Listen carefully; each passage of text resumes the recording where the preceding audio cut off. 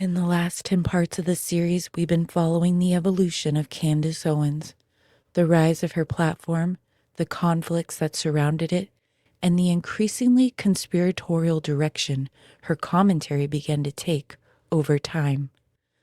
But in this episode, we focus on a very specific turning point, the immediate aftermath, the moment where grief, conflict, outrage, and narrative all seem to collide at once.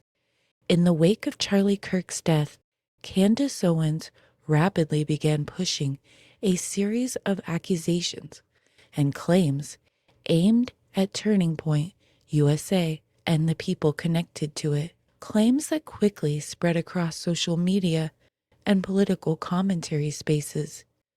In this episode, we're going to examine those accusations, the public reaction to them, and the people who began pushing back against the narrative being constructed in real time. Because by this point in the timeline, the question is no longer just whether the claims are controversial. It's whether they were ever properly grounded in evidence to begin with. This is part 11.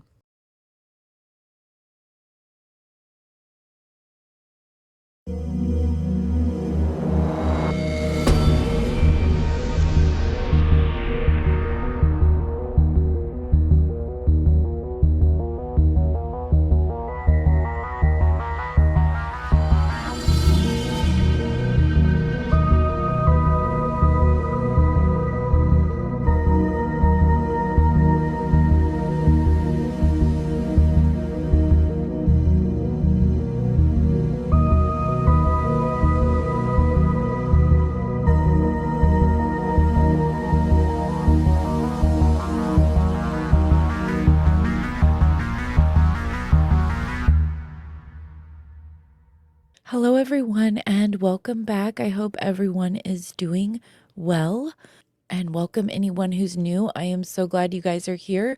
So we're going to continue on with our Candace Owens series. I just want to say, before we get into it, that I am very tired and very, very not well. Okay, so I hope all of you guys are, but I am not. So, just letting you guys know, I have been up all night trying to get this microphone to work, and I cannot make it sound good. So I don't know why. I don't know what the problem is. It is a Rode podcaster's mic, so it shouldn't be this hard to figure out, I feel like. And I have no idea what I am doing wrong. I apologize again for the sound. I was supposed to record this evening, and this has to be out by Friday, so haven't slept yet, and it is now getting into the morning, and so I have to, just try to get this done. Okay, so anyway, I'm a little emotional because this has been just the biggest pain in the butt, but let's get into it, shall we? Okay. So where we were at in the timeline is that we had gotten up to the day that Charlie Kirk was killed, and then the very immediate aftermath of the way Candace Owens acted. And very quickly, she pivoted to questioning everything, making every little tiny thing look suspicious. And then she moved very quickly to the people around Charlie Kirk, his friends, his company. And so, she didn't just question the official story. She built a multi-month campaign accusing tpusa leadership of betrayal, cover-up, and worse. And we're going to really get into it today. In the immediate aftermath, so from the day it happened to late September, Candace immediately questions the lone gun theory. She claims it felt like a military-style op with possible multiple shooters, decoys with tunnels under the stage. She highlighted little things about the security detail. She said there was no ambulance on standby. She questioned why a private jet left 25 minutes before the shooting carrying a tpusa associate. Once again, I don't know if any of these things are true or not because so many of the stuff she said wasn't true. She alleged that there were pre-death texts from Charlie the night before or 48 hours prior, messages to TPUSA people and donors saying, hey, they're going to kill me, or warnings of betrayal. She zeroed in on Mikey McCoy because he was talking on the phone and walking away calmly post shot. So she found that suspicious. She dissected how did he know the details so fast? Preset instructions from Charlie. Turning Point USA later claims that Charlie drilled him on emergency protocol, and Candace called that suspicious. I guess he was supposed to like immediately get away and call certain people and stuff, and so that's what he said he was doing. And also what's really weird is that you would question people like this, because people are in a situation like that, people aren't going to act normal anyway. So when she started doing all this stuff, I thought, why everybody's going to be acting weird? Like, you never know how people are going to react in a situation until it happens, and everybody acts differently. There's people who like freeze, there's people who don't help other people, there's people that rush in to help. There's all different types of people that react to different emergency situations, and you can always find anything weird in any kind of situation. So then she went into like late November, early December-ish, she went into dream and betrayal announcement and naming motives. So she claims she had a dream where Charlie appears to her and tells her he was betrayed. And then she later specifies Andrew Colvett as the betrayer per the dream. So that's when she starts singling in on Andrew Colvett, like she had a dream from Charlie, and the dream told her that Andrew Colvett was the betrayer in the dream. Then she says, I received information last night. I believe she put this on X. She said, I received information last night, full confidence that Charlie was betrayed by Turning Point USA leadership and some who eulogized him. Naming names soon. Donors ask for refunds. Leadership knew. Calls TPUSA a godforsaken organization. She starts layering in that the reason why this was all planned was because Charlie was shifting away from unconditional Israel support 48 hours before his death in a text group with chat and donors and rabbis. Okay, so let's look at some videos, shall we, from that time period. I'm sorry, you guys. I am just not with it. Okay, so this is called the Candace Owens Charlie Kirk situation has split MAGA as more accusations spill out. This was 8 months ago. And this is the Philip DeFranco show. It'll be listed below.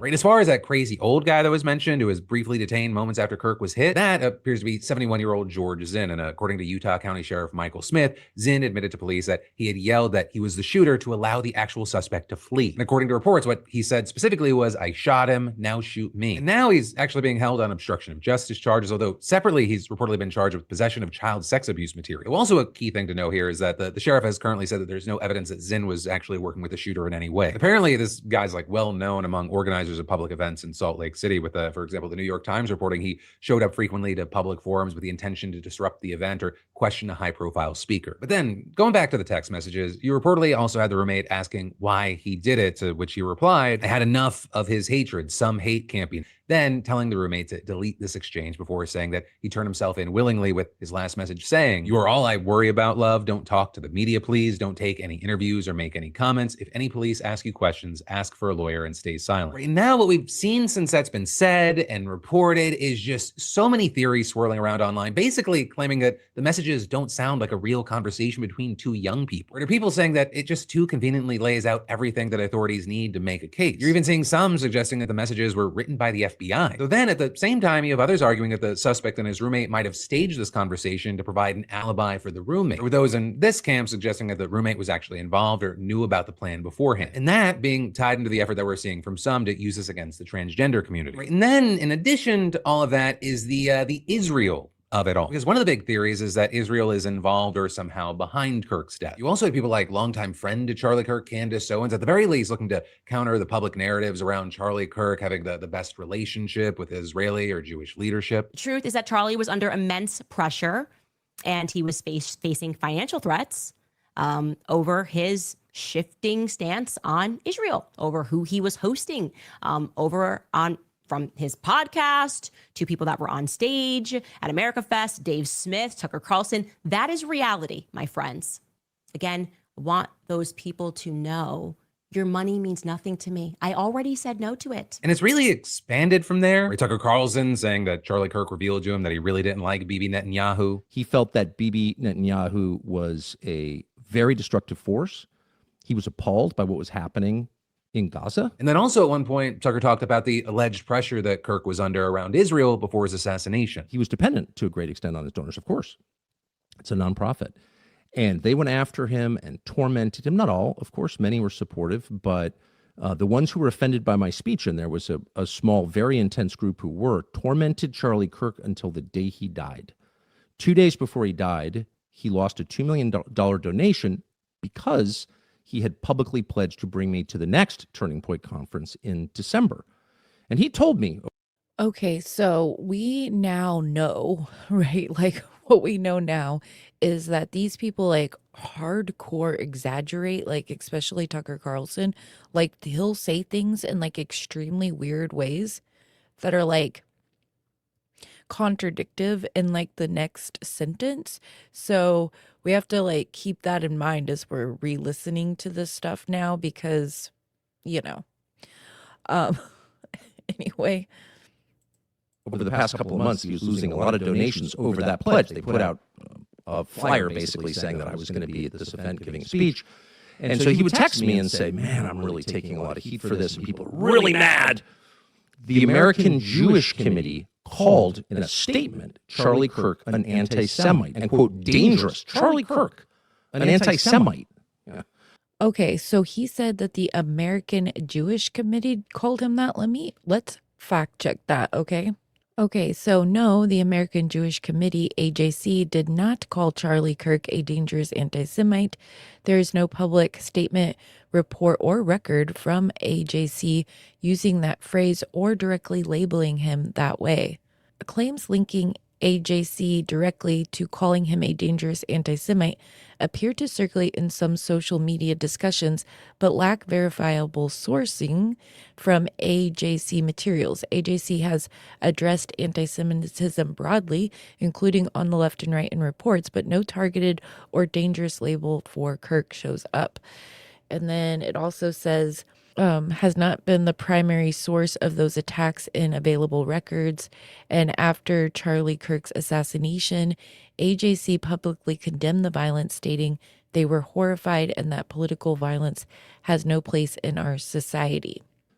He was not an anti-Semite. Though then at the same time, you have people like Senator Ted Cruz tweeting, I'm getting really tired of Tucker and his cronies falsely claiming Charlie agreed with me that Israel is terrible and the problem in America is all the damn Jews, saying I knew Charlie well, and indeed the very last conversation we had was how deeply concerned he was about the rising toxic wave of anti-Semitism on the right. But that is also just a small taste of what's been happening on that front. But at the same time, while that appears to have been happening organically, you're also seeing reports that pro-Iranian groups have been pushing the conspiracy as well, with a number of people saying this is just one of the ways that foreign powers maybe spreading disinformation about Kirk's killing in order to sow even further division in the United States. Right? And that is also... So it's like all this stuff is happening at once, right? Like so many things are happening.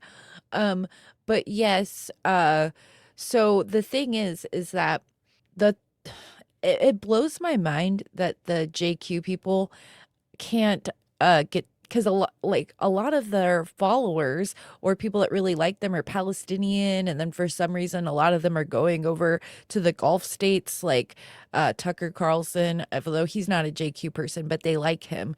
And then Dan Balzerian, this guy's like taking influencers over there, and so but the regular people that are following these crazy people are like, oh, they're not putting two to two together that there could be a reason why certain countries might want to turn you against Israel because there's like a Cold War in Israel between them and several other countries, and then there's like a hot war between them and other countries, at various different times.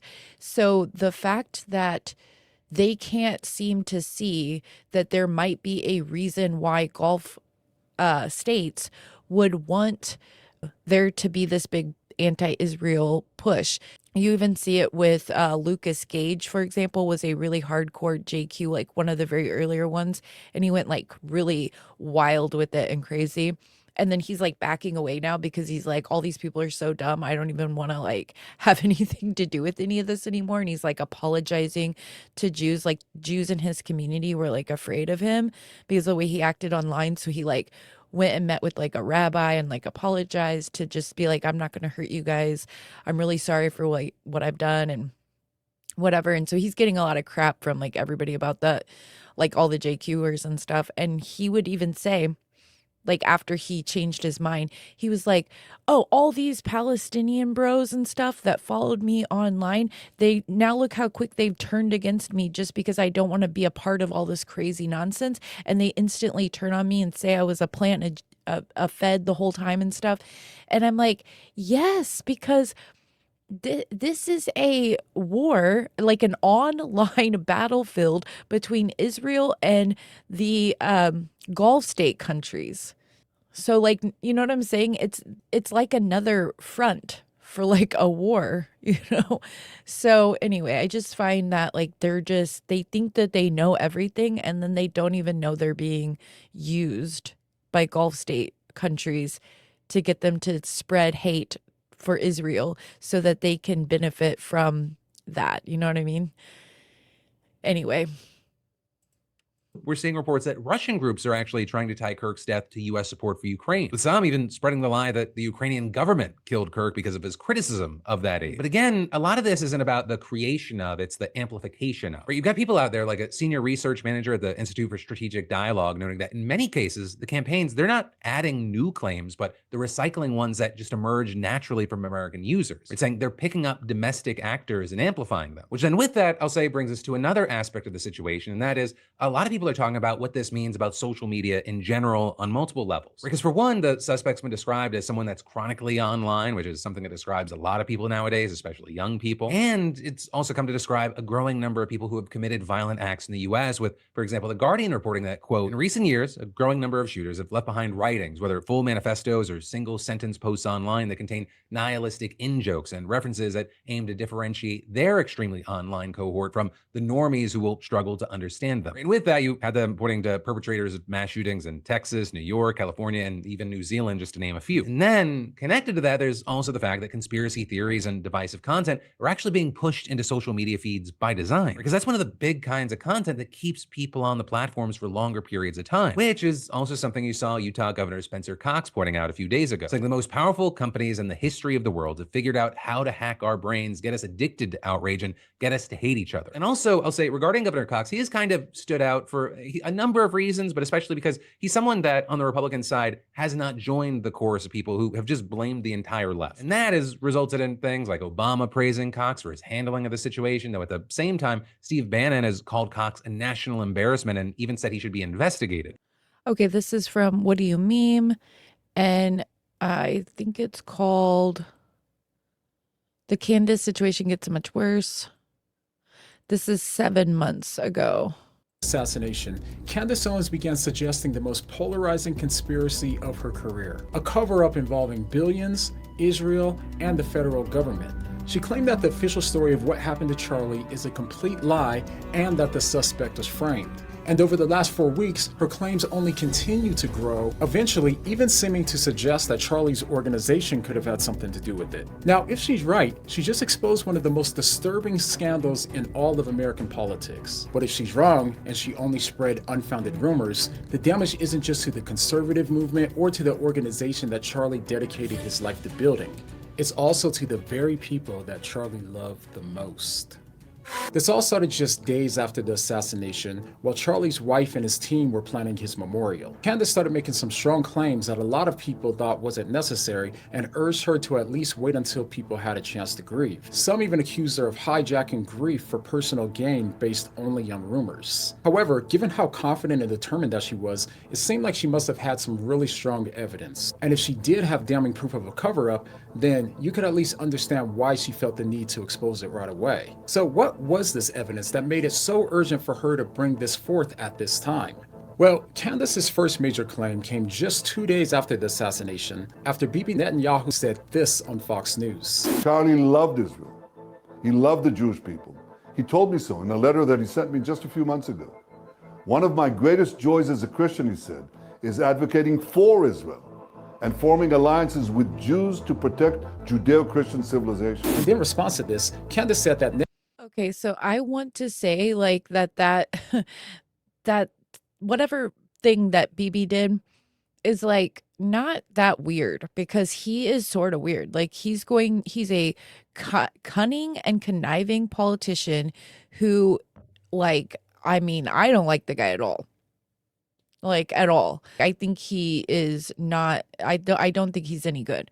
I never have. I mean, it doesn't have anything to do with any of this stuff. But he is a conniving politician. So he would see something like this, and he was like close, he did know Charlie Kirk, and he's a world leader. Like Russia even came out and said something about it because it was a international tragedy. And so, of course, heads of states do this kind of stuff. Whenever something happens, they give a public statement addressing the situation, because they're looked upon to do stuff like that. So, of course, Bibi Netanyahu is going to say something. And, of course, he's going to say how much Charlie loved Israel. Like, what else is he going to say? Because this is just how he is. And Charlie Kirk did write him a letter because Charlie Kirk is like concerned about the, I guess, let's just say PR of Israel, right? Because it's just not, doing so well with the PR problem. And Charlie's constantly getting questioned by young people about questions about Jewish things and things that Jewish people have done, and things like, are they doing this with our government? Are they doing that? And everything. So Charlie was having, yes, a difficulty with this kind of stuff. And maybe that's the exaggeration that Tucker Carlson was saying there, because I did hear from like one rabbi guy that was saying that Charlie Kirk had come to him with questions and needing to learn stuff. And just like how I said, I learned a lot from that letter from Dennis Prager. Charlie wrote Bibi a letter to have him, try to tell him, you guys need to like fix this. Like you're making things look bad because of the way, because they're not great at PR. I don't know why. They're great at everything else. There should be some good, crisis PR people that are Jews that maybe could step up and help. But anyway, so it is kind of weird that he did that, but it's also not kind of weird because if you know how he has behaved over the last, period of time, this is just how he is, so, but Candace is going to make a big deal about everything. Netanyahu severely misrepresented the contents, that he was lying about it, demanding that he publish the entire letter and let the world read Charlie in his own words. I know for a fact that he is misrepresenting some things that happened there towards the end. But I am calling upon Bibi Netanyahu, the dear friend to Charlie Kirk. Okay, so I find it really, nobody knew, I don't think, that she was going to do all this. So people, if they knew that, they probably would have been more quiet. Like Bibi probably wouldn't have mentioned that he had a letter from Charlie Kirk and stuff like that. So what I'm thinking is she talked to Tucker Carlson and some other people like Megyn Kelly, and they were like, oh yeah, he was having, because maybe he, like I said, vented to them, and then they were like, he was actually having issues with Israel and blah blah blah, and Jewish donors and such. And then she starts questioning. She doesn't actually know. She's like fishing. You know what I mean? But like, just look at her tone. Like, how rude. To publish the letter's entire contents, like don't start with just 2 sentences, publish the entire thing. You're holding it. I'm saying you're severely misrepresenting the contents. And just days later, Charlie's organization, tpusa, released the letter. The full letter showed Charlie describing his passion for the Holy Land, how Israel was losing the social media battle, which would result in less military support from America, and Charlie's desire to help. Now, to be fair, Charlie did express some frustrations toward Israel in the last few months. But the letter... That's another thing, like they published the letter, I think in the beginning they were just trying to disprove her, and there was no disproving. Like if you give her anything, she takes like a mile out of it and turns it into like the craziest thing, right? The letter itself doesn't match her claim that Netanyahu severely misrepresented its contents. In fact, what Netanyahu said came from the very first sentence of the letter. But just a few days later, she went even further. She claimed that billionaire Bill Ackman staged an intervention for Charlie in the Hamptons, insinuating that he threatened Charlie, offered him money, and pressured him to change his views on Israel. An intervention was staged by Bill Ackman because Charlie's rational thoughts about Israel were a no-no. Bill Ackman was very upset, and threats were made. Now, this would be explosive if true, but others who were there said that no such thing happened and they called it a rumor. And in addition, Ackman himself released WhatsApp messages between him and Charlie from after the meeting, which didn't look like blackmail. They read like cordial exchanges, with Charlie even agreeing to meet again. So on the surface, this doesn't seem to match the picture of threats and coercion as Candace alleged. And once again, as far as I know, at the time of recording on October 5th, Candace never released any direct evidence proving that any threats or coercion happened. So within the first week after the assassination, we already had multiple serious claims made without receipts. And given how skeptical all of us have become with the government, and not without good reason, it's no wonder why so many people were quick to accept that she might be onto something. And things only kept heating up from there. On September 26th, she went even further, this time focusing on the accused shooter, Tyler Robinson. Candace suggested that the alleged shooter was not just innocent, but was being framed by federal authorities. She said that Robinson had never even stepped foot on campus, his dad never turned him in, the suicide story was fabricated, and that the government is lying about everything, except for the fact that it was his gun. Now, if this is true... So this is so crazy to me, because where would she have gotten any of this information from? You know what I mean? Because we know for a fact that all those things are facts, right? So where would she have gotten any of that information from? Do you see what I'm saying? Like, where could she have possibly gotten it from? That doesn't make any sense to me at all. That he never stepped foot on campus. How could she possibly know that? That he never, that he didn't turn himself in. I mean, he did. His parents turned him in. So, I mean, if they didn't, they would come out and say something about it by now. You know what I'm saying? Like, there's so much that everything she said there, she would have had to have just made that up, you know? That would mean that everyone from the police, to the prosecutors, to the coroner, to the courts, to the FBI, tpusa, Robinson's own family, and more would all have had to agree to this large and elaborate conspiracy. And that's not to say that this is impossible, but it's the kind of claim that demands ironclad receipts. And up until this point, they haven't come. Candace also went on to say that the text messages released by the government were obviously fake, and she supported that claim by saying this. Turns out, you're going to be shocked, that he doesn't actually use words like vehicle, which should come as no surprise to anyone that has a brain. There's old footage of Tyler Robinson that is now circulating from a car accident that he had. And during the discussion with the officer that showed up, Tyler certainly refers to it as his car, not his vehicle, because that's how... Now, everybody knows that, like, in your life, at some point, have you used the word vehicle and then also used the word car? I've used both words. So it's so, but this is how she manipulates people and spins the narrative that she wants you to believe. Most Americans, how most English speakers refer to a car. Your mom's on her way? Yeah, she's gonna be a minute. She's gotta shuttle over from where she's at to her car and then drive over. Gotcha. Okay, now to be fair to Candace, a lot of people agree with her that the text messages seem strangely written, and she's not at all the only one who's skeptical about their authenticity. But here's the issue for Candace. She didn't release the full footage in which Robinson says this. As I get into the intersection, there was a vehicle in the lane. And things only get worse when she says, That's something that you say? I'm just gonna go outside to my vehicle. I left something in my vehicle. But as Milk Bar TV points out, this is more common than you might think. And Nick was particularly asking him to determine who owned a white vehicle, and everyone locally had looked at this vehicle, and suddenly a president gets shot in a moving vehicle. November 22nd, 1963, JFK was shot. President JFK was shot sitting alongside his wife in a vehicle. And since then, her claims have only gotten more bold as she's now turned her attention to Charlie's organization, tpusa.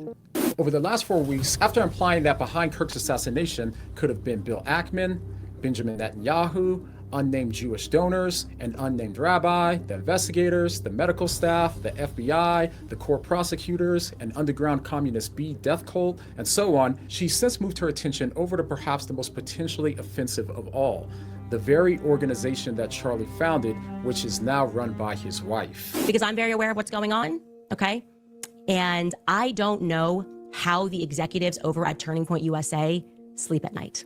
Okay. I don't know how you can present yourselves as a Christian organization and not be dedicating yourself to the truth. And don't try to say, well, wait until the memorial event before we start looking into who murdered. And then she gave them an ultimatum. I'm going to challenge Turning Point USA executives to issue a very clean statement saying that I am lying if this is not true.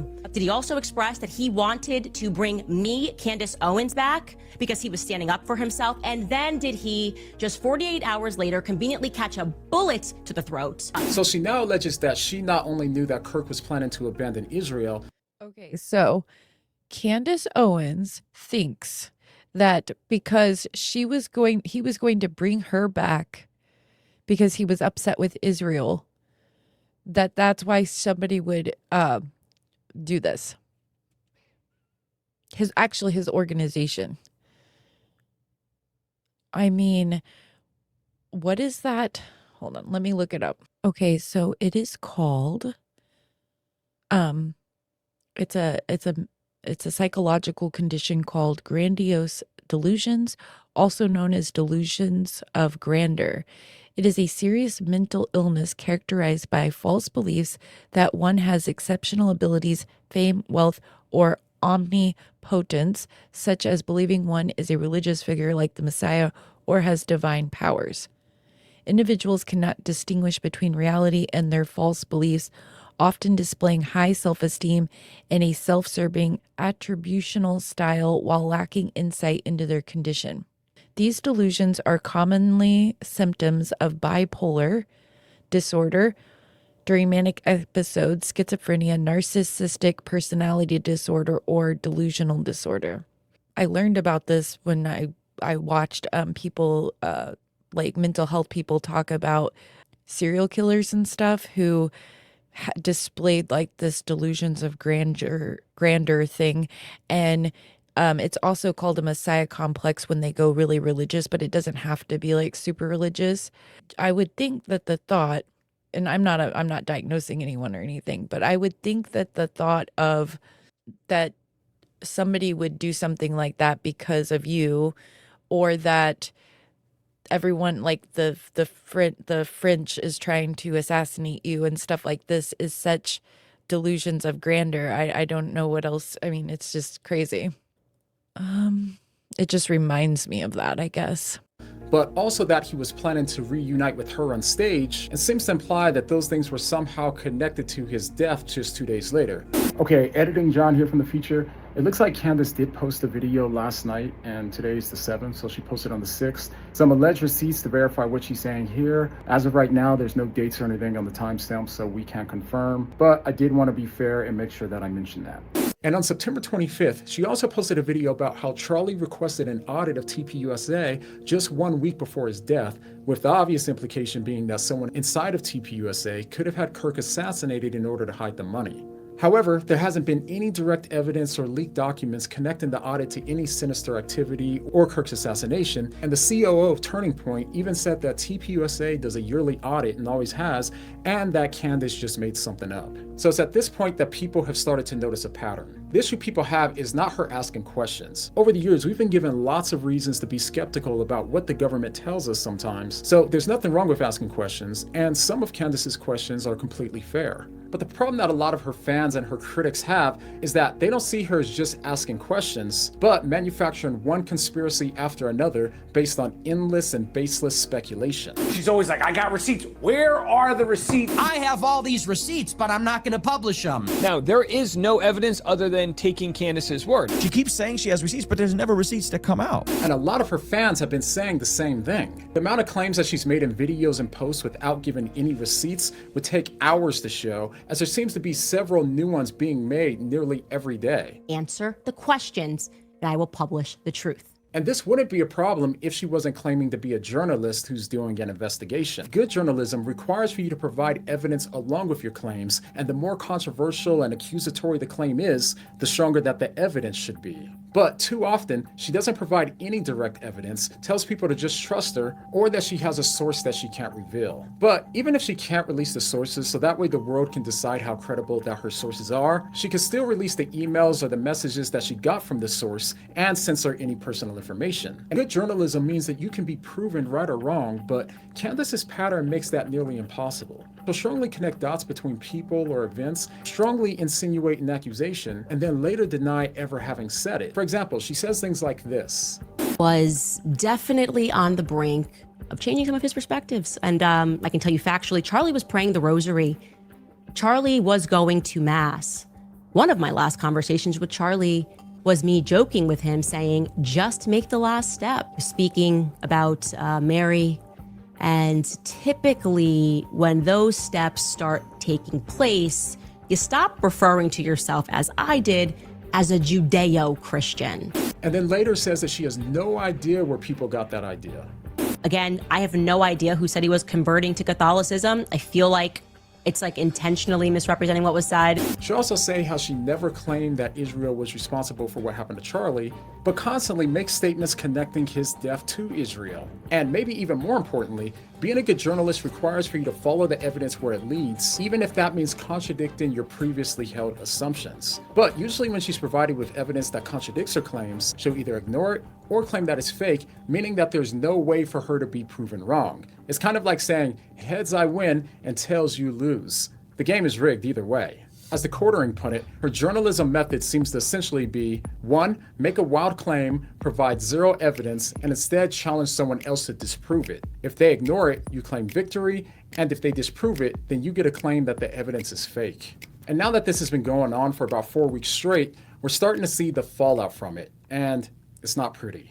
Netanyahu had to post a video making it clear that he and Israel had nothing to do with Charlie Kirk's murder. tpusa's leadership and staff was dragged into a public ultimatum while grieving, forced to choose between engaging publicly or looking invasive. Tyler Robinson's trial risks being complicated by viral theories about planted DNA and fabricated confessions, and all it takes is just one single person on the jury to be influenced by Candace's unsubstantiated conspiracy that he was framed, and then Tyler walks away free, even if he's guilty and even if there's a... Okay, so I see people say this all the time where they will say, you know, if the jury gets tainted, then he will get a mistrial and walk free. Well, that is not true.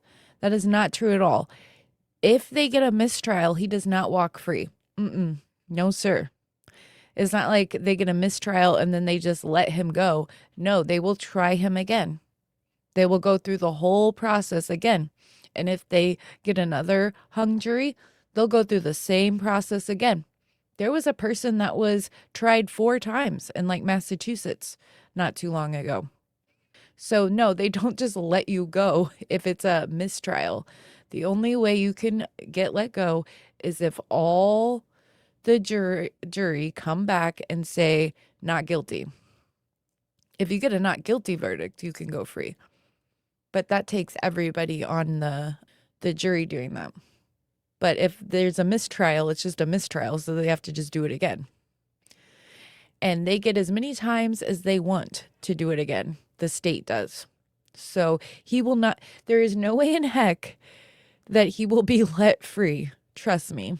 Mountain of evidence against them. And the serious insinuations against tpusa could threaten the source of income for Charlie's widow and his children. And beyond that, Charlie's legacy risks being rewritten, not to mention that the organization that he dedicated his entire life to building is now at risk of having its reputation tarnished, all based on damaging claims without any direct and credible evidence. Think about this. If Candace Owens is wrong, imagine the damage that has been caused from these rumors. And if she's right, then she should provide evidence to substantiate these serious implications. But even if you put aside whether or not Candace is right or wrong, this is what happens when you make strong claims without evidence. Real reputations take damage, real organizations are destabilized, and grieving families watch their loved one's death turned into a battleground for speculation. So, at the time of recording, after 4 weeks, not one of her central claims has direct and credible evidence to verify what she's saying. And maybe some details in the future will emerge, but right now, she's provided mostly rumors rather than receipts, and rumors aren't harmless. They're unconfirmed stories that might contain pieces of truth,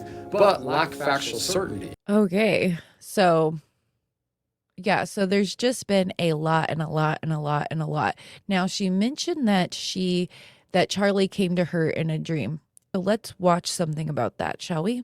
So this is April Chapman. Candace Owens says Charlie Kirk spoke to her in a dream. Candace's dream violates scripture. Candace claimed that she had a vivid dream.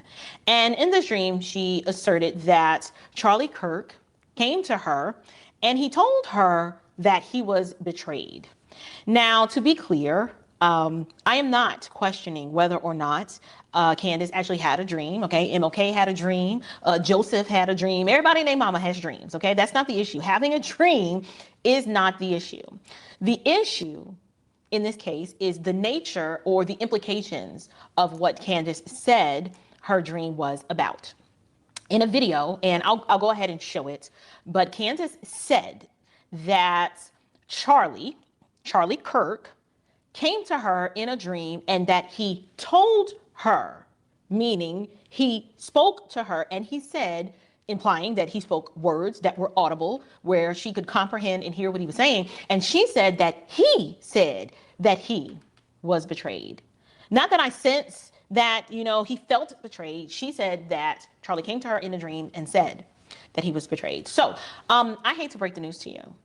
But unfortunately, that was not Charlie. Okay, that wasn't Charlie. And that wasn't Charlie not because I said so, but that wasn't Charlie because the word of God says so. Okay, that, dear ones, is what the Bible would refer to as a familiar spirit, also known as a demon. And the Bible could not be more clearer about this. So that's what this video is going to be about, because once again, we have an individual who has self-appointed themselves as the arbiter of truth, and she wants everyone to believe that every dream or every vision or every goosebump or gut feeling that we feel is of divine revelation, when in reality, it is deception, or it could be gas. Now, I'm inclined to believe that it's the former rather than the latter, but, I'm open to being wrong, so we need to talk about this. I want to address, like I said, the claim from Candace Owens, and yes, this is the same Candace who has spent the last several weeks attacking Christian leaders. She's been dividing believers, and now apparently she's chatting with the dead. Now, before I begin, give me 1 second. I'm sorry, you guys. Lord have mercy. Before I begin, I want to say that I wrestled with even releasing this video. I wrestled with making this video because I have dear friends who basically, who love me enough and told me, one, is of the opinion that they're like, honestly, just let this chick burn herself out. Don't even lend your attention to this. This is futile. You've got bigger fish to fry. There's so many more important things that you could be discussing. And then there were others that I also respect who said, you know what, April, this particular situation that you said is weighing heavy on you, there are a lot of infants in the faith. There are new converts. There are even just believers who are immature, who can easily be swayed. They are not rooted and grounded in the truth of Scripture as their final authority. So therefore, I think that this is the person speaking, saying they would at least believe or be inclined to agree that it would be edifying to the body if I at least laid out a theological case as to why what Candace Owens is saying is a problem, and then just let the chips fall where they may. So after meditating on my why, I decided to just go ahead and do this video. So we're gonna dig straight into the Word of God. I don't actually have my physical Bible with me for the simple fact that I am traveling and I got in at 3:30 this morning. So we're just gonna have to go with the digital version. But we're gonna dig straight into the Word of God, not TikTok theology, right? We're gonna dig into the Word of God, not our guts, like what we're feeling down in our gut or what we believe our sixth sense is telling us. We're not doing that. We have a more sure word, you guys. So we are going to let the Word of God speak. Amen. So the first thing I want to address is the fact that the dead do not speak.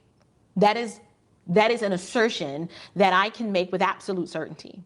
Okay, that is the basics. That we need to just start with the basics. I'm not sure how many of you know this, but according to the Word of God, the dead have no voice. They do not communicate with the living. You might be wondering, well, April, where's your biblical support for this? Because my Mima has been coming to me in my dreams since I was a little girl, and there's nothing you can tell me to convince me that that is not my Mima. Well, first, we'll go here. Let's go to Ecclesiastes, chapter 9, verses 5 through 6. So let me go ahead and read that. The dead know nothing. This is the context. It says, for the living know that they will die, but the dead know nothing, and they will have no more reward, for the memory of them is forgotten. Their love and their hate and their envy have already perished, and forever they have no more share in all that is done under the sun. So to give you guys some context, obviously Solomon wrote the book of Ecclesiastes, and in chapter 9, what Solomon is doing is he is contrasting the living and the dead in order to highlight the apparent futility of human effort and the certainty of our mortality. Y'all, all of us are going to die. Okay, that is the first takeaway from this verse. But from a literal, poetic standpoint, the dead, when Solomon is saying that the dead know nothing, what he is saying is that once a person dies, they're no longer participating in earthly affairs. Okay, there's no more reward. When he says no more reward, he's referring to not the eternal reward before God, but there's no earthly benefit or recognition from the dead person's perspective. When the text says that their love and their hate and their envy have already perished, he is pointing to the cessation of human emotions and ambitions that we have in this world of the living. And then the last part where he says, and no more share in all that is done under the sun, that is underscoring the point that the dead have final separation from this temporal life. So this is not, I want to make sure that I express this. This is not to say that the existence of the soul after death, but this is describing death's severing of connection into earthly reality. Hopefully that's making sense. So if that helps any, and I believe that it does, I want to at least at minimum give you guys or to support. To me, the scriptures are the final authority. So I don't need anything outside of the scriptures. But if you're interested, I do have centuries of church history on my side. Okay, I didn't just pull this out of thin air. I am not improperly exegeting the text. What I'd like to do is share with you guys some of the historical theological views on this very topic. So first, let's deal with the patristic era. That's very early. I'm talking between the 1st and 5th centuries. That's your church fathers such as Athanasius, Gregory of Nyssa, St. John Chrysostom. When they read this passage, it states that they asserted that this was a statement about the limits of human life before the resurrection, not a denial of consciousness after death. It goes on to say they saw Ecclesiastes as the testimony of a man reasoning without the full light of Christ. They also say Chrysostom specifically wrote that Solomon speaketh as one still bound under the sun, not as one who hath seen the sun, S-U-N, of righteousness. So therefore, the assertion that the dead know nothing, it means that the dead cannot act, they cannot influence or participate in worldly matters. It doesn't mean that the soul ceases to exist. Please make sure that you are understanding the distinction. To go a little further, after the patristic era, we can also appeal to the medieval and Reformation commentators. Thomas Aquinas, he has interpreted this as the dead having no commerce with the living. The dead and the living, they not mixing, at least. And I'll go to explain what Candace was, who I should say, the who and the what of what Candace was conversing with, but it was not Charlie. But this aligns with Job 14:21. They know not if their sons are honored or brought low. John Calvin, in his commentary on Ecclesiastes, says, Solomon is not teaching soul sleep, but he's teaching humility. He speaks according to the common perception of men that all earthly concerns end at death. And then we got Martin Luther, who, though sometimes was cited as holding to the position of soul sleep, Martin Luther says that he used Ecclesiastes 9:5 to stress that the finality of earthly labor, not to deny consciousness in the intermediate state. So therefore, we've got the patristic errors and a deep consensus among so many individuals who we can trust throughout church history. It's always been understood phenomenologically that the dead are silent.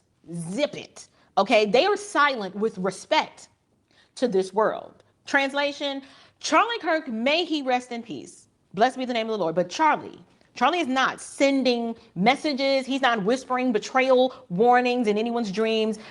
Charlie's soul is in the hands of his Savior if he trusted in Christ, which we believe that he did, but he is not floating around giving out hot takes from heaven. We would reject that as Christians. So when someone claims that the dead spoke to me and they said this, that, and the third, Scripture is telling us that that is not them. That is a spirit of deception. When Solomon said that the dead know nothing, he wasn't denying the afterlife, but what he was telling us is that the door should be closed on necromancy. What is necromancy? Necromancy is the idea of communicating with the dead. And it's not just, I'm trying to tap into the world of the dead and talk to them, but it's the two-way street. It's the dead talking to you too. Historically, the church has always understood that this meant that the dead have no part in what happens under the sun. Their time of influence in this world is done. That is hard for many of us to believe, considering so many of our loved ones have passed on and we're like, I feel their spirit and they're giving me messages and they're saying this, that, and the third. Yeah, the Bible says no. This is why if someone says Charlie Kirk spoke to me and told me X, Y, and Z, that is not biblical. That is actually blasphemous. The dead are not speaking. God's word has already spoken. And when you are unable to settle yourself with the sufficiency of Scripture, it is very easy for you to be misled into believing that if you have a dream and that dead person is speaking, that you believe. Candace has gone on record and said, I know you may not believe that, but I believe that. And I am inclined, I believe that she believes that. Why is it problematic for Candace to say that Charlie came to her and told her that he was betrayed? Well, because God's word is clear against necromancy, okay? The Lord has absolutely forbidden us from trying to communicate with the dead or for believing that if the dead is speaking to you, for you to put any confidence in what this aberration is saying, because according to the word of God, that is not them. That is not them. So this is one of two things that we are looking at. Either Candace really did dream this and she is comfortable with communing with a demon, or Candace made this up to boost the credibility of all of the other innuendo of betrayal that she has hinted at for the past couple of weeks. And she could be using this dream to validate the gas. I mean, the gut feeling that she has, and she just may not realize the spiritual implications of such a claim. But either way, this is not good. No matter which option you choose, it either proves that she is deceived, which is absolutely what I believe. I believe that she is, or I believe she is deceived, but it could also be true that she's also willfully lying and being deceptive and doesn't realize that for people who read the Bible, this is a problem. Do you understand what I'm saying? Like, there are Bible believing Christians who heard what she said, and because they don't know the word of God, they're not tethered to the scriptures, it went right over their heads, and they're unable to see this is a breadcrumb that the Lord is being gracious and merciful to you to help you jump ship and to cling to what is true and what is noble and what is lovely. But instead, you want to cling to her next conspiracy and innuendo because you don't spend time in your word to know that the moment someone tells you that somebody dead came to them and spoke and said something, you be like, yeah, we got the demon on our hands. Girl, you need to repent. She needs to repent of this. 100% she needs to repent from this for sure. It's no good. And I think she's just lying. Like, honestly, I do. But I think it's funny that she thinks that that's biblical because it most certainly is not. Like, April is 100% right. Okay. Okay. Then she started spreading rumors that that they were reversing his thoughts on a lot of things. Like, they were reversing his anti-war stance, that they were erasing things off of his YouTube channel, which turned out to not be true. She was accusing the security of not being adequate. Then she started claiming stuff about Brian Harpel and Fort Huachuca just days before she met with Erica. Then she said that Harpel knew he was going to die, and she questioned him and his alibi.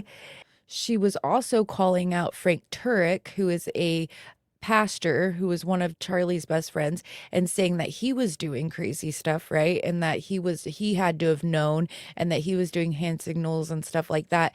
And he got caught up because there was this misinformation about the drones. So you couldn't actually have drones there, but Frank Turek didn't know that. And so when he's in the car, Charlie's always shown an overhead footage of the event. So he saw Charlie see that and he just assumed it was a drone, but actually, in fact, it was a 380 camera up above, because there was like a balcony up above that area. And so it was actually held up high 380 camera.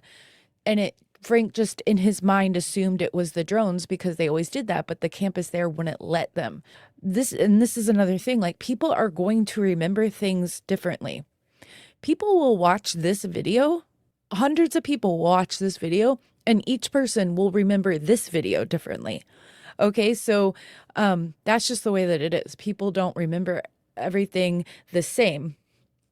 And so because of that, people were trying to, say everyone was lying, which was insanely ridiculous.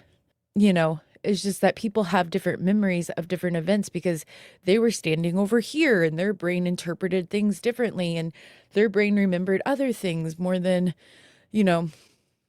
certain things. So it's just one of those things that is normal and human nature that they then took to mean something fishy, something suspicious, and she just kept doing this.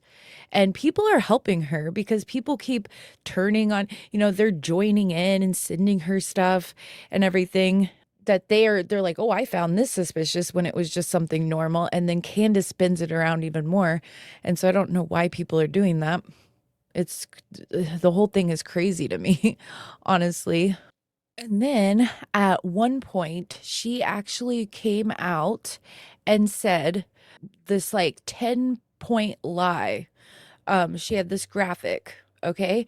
And I actually invited on to my channel to record a pre-recorded thing for this episode a friend that has a TikTok. And her TikTok is called BasedBoyMom. And she was in the very beginning tracking a bunch of the lies and trying to debunk them. And so I thought she would know the best about this early thing that was going on because I was still pretty kind of out of it when this was happening. And I mean, I'd already realized things were happening, but I wasn't paying as much attention to it. Other people were. And so it was just really hard for me to remember back to that time period.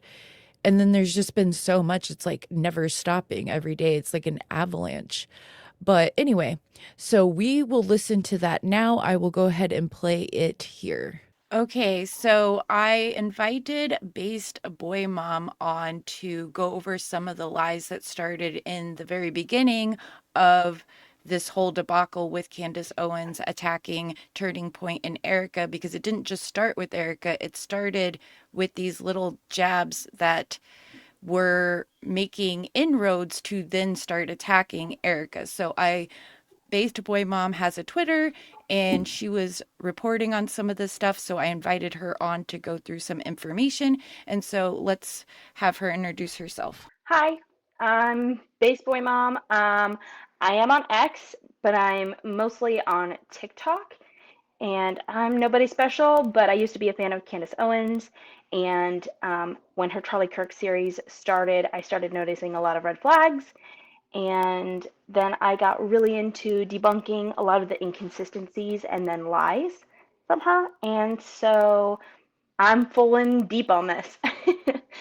I actually stopped watching Candace Owens years ago when she started defending Andrew Tate and actually attacking, not just defending him like some people were doing, but then she actively started doing shows attacking his victims. One of them in Florida, which was really bad because that caused a lot of hate and danger towards this woman in Florida, this underage girl actually. And so who doesn't have security or, all that stuff. So I was just disgusted by that.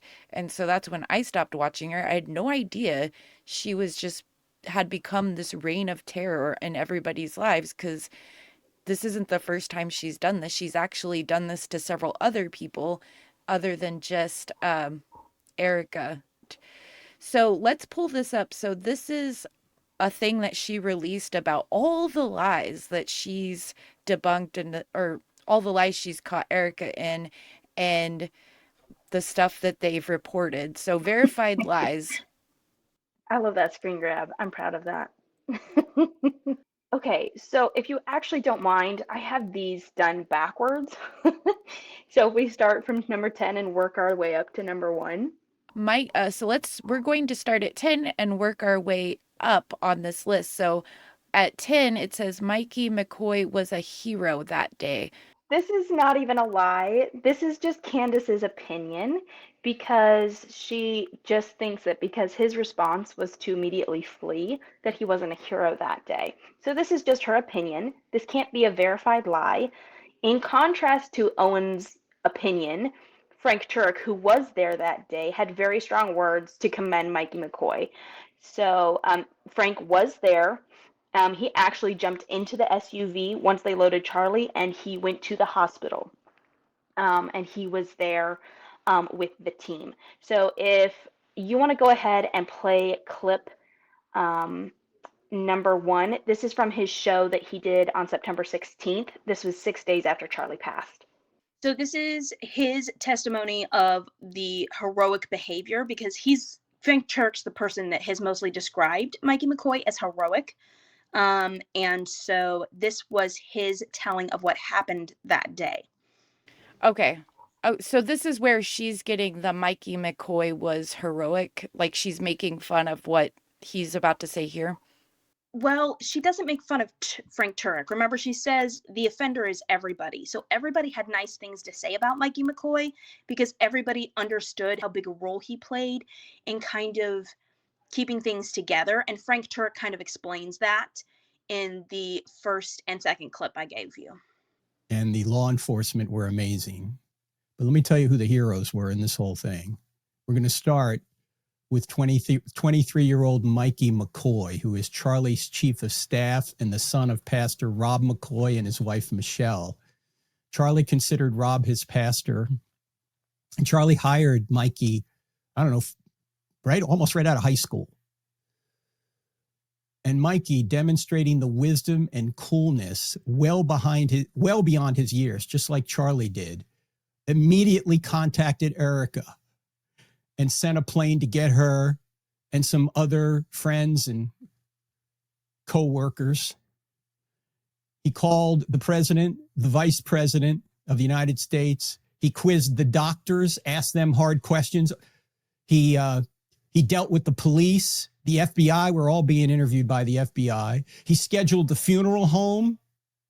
And a couple hours later, transportation, hotels, Air Force Two. Mikey McCoy is an absolute hero.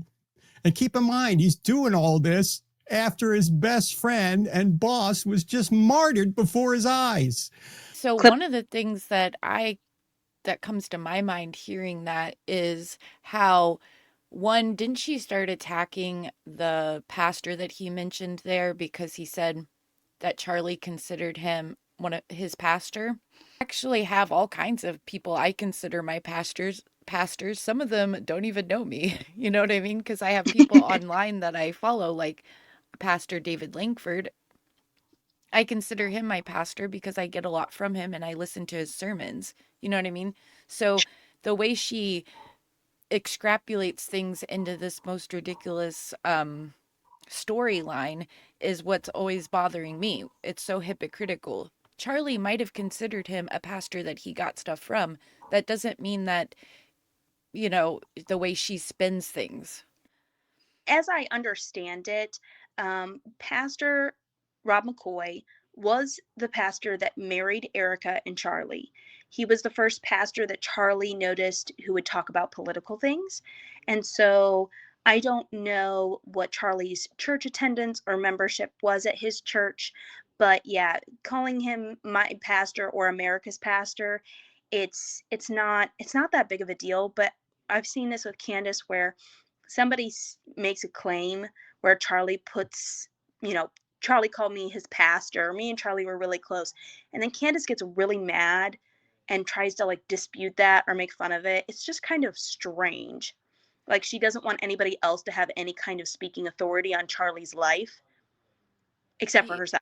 Mikey stepping up and doing that, all he's saying is that that's a really heroic thing to do, to step up and start taking care of some of these things that other people might have not thought of because they have other things on their mind. He stepped up and took care of the needs of others and the needs going forward so everyone else didn't have to deal with it. I think everybody who has gone through an extreme loss probably was or knows the person that stepped up to do those things. I've had extreme loss in my family as well, and the people that stepped up to take care of things, I remember them and they helped out so much. It was such a blessing to not have to think and have to make decisions and things like that. So this behavior is commendable by Mikey McCoy, calling the president, calling the funeral home, sending the plane back to go get Erica so she could, the fastest flight, there and back. Making sure everybody had a hotel to sleep at that night, right? Calling the president, vice president, etc. But go ahead and play clip number 2 because it just further shows the detail that Mikey put into it. Let me just show you what kind of attention to detail these people have. Let me just say that when the three of us in the back of the SUV got to the hospital, we had to change our clothes. And so they all gave us scrubs. So when we all get to a hotel later that night in Salt Lake City, Mikey looks at me and he says, I'm going to go get you some new clothes.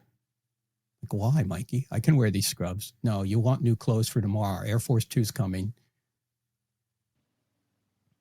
You don't have to wear scrubs. I'll go. So he delegated to Danny to go buy me clothes. Can you imagine this level of detail? Their boss has just died. Their friend has just died, martyred. And they're worried about whether I'm in scrubs or not. So it just shows how much Mikey was paying attention to people's own dignity in that moment. letting people feel human, and you know, if people feel like a new person when they get fresh pair of clothes on and stuff like that, So the idea that he didn't have to, Frank Turk didn't have to go wandering around in scrubs the next day and be on Air Force Two in scrubs, like it's I don't know that I would say it's heroic, but it is. There's something like honorable. It is almost heroic in the sense that he was coming to someone's rescue, and even if it was in a small detail.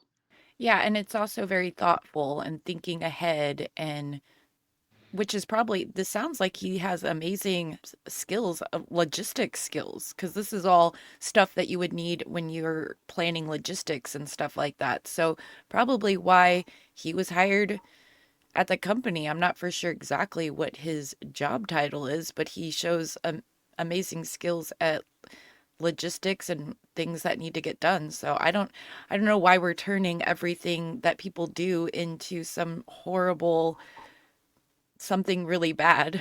Right. So Mikey McCoy, as I understand it, he's the COO of Turning Point USA, and he is a details person. And so I don't know why Candace really hates when anybody gets accolades. And for some reason, she latched on to Mikey McCoy and went after him. Anytime someone gets positive attention in a great way, she has to make it weird. I don't know why, but so for this lie, Mikey McCoy was a hero that day, offender everyone. That's Candace's opinion. It's not a verified lie. And from Frank Turk's point of view, he was. So it's a completely subjective point of view that someone has. And I think anybody who's been in a traumatic situation can see why Frank Turek gives Mikey McCoy his dues in this situation. So that would be covering number 10. So number 9 on this list is Charlie establishing Doge was not unusual. Turning Point has financially audited the company every year since its inception. So what is she saying as a lie about that? She was saying that it wasn't weird. She tries to make it sound as if Charlie was doing this because he was concerned that there was corruption going on, that he was going to, he was going to end up finding out something bad that was going on in the financials, and that's suspicious, and that's why maybe someone was involved in, getting rid of him. This is all implied. This is in her tone. It's all insinuations. But so I've got a couple of notes. I've actually got several on this. So if you read the Doge letter in paragraph 4, Charlie had said this. He had said that Justin Strife was going to be appointed, but then in paragraph 4 he says this: in this role I have empowered Justin, among other priorities, to engage in an organizational wide Doge effort. Justin will be assembling a small team to assist in the effort, which is focused on tpusa: 1, becoming more efficient; 2, becoming more cost effective; 3, unifying organizational success around the company-wide metrics and goals; number 4, reshaping company culture. I expect positive changes to come from this forthcoming initiative and Justin's expanded role, unquote. So Charlie's, in his memo, he's saying this is for us to become more efficient, to work better as a company. It doesn't speak to any suspicion that he had of any wrongdoing in the company. So his reasons for the Doge audit wasn't to find fraud per se, like it's not stated, obviously, which I suppose you wouldn't necessarily say that if you were worried about it. But one of the lawyers that Charlie and tpusa consulted with, Robert Barnes, he did an interview with Gary on the Dangerous Liberty podcast. This was on episode 185, and it's clip number 3, if you want to go ahead and play it. Okay. I feel like they were also getting a lot of this financial, like not just Candace, but the downstreamers, the downliers. They're getting a lot of this information from this guy called Wolf of Finance, who really has no access to their account, like their books and stuff like that.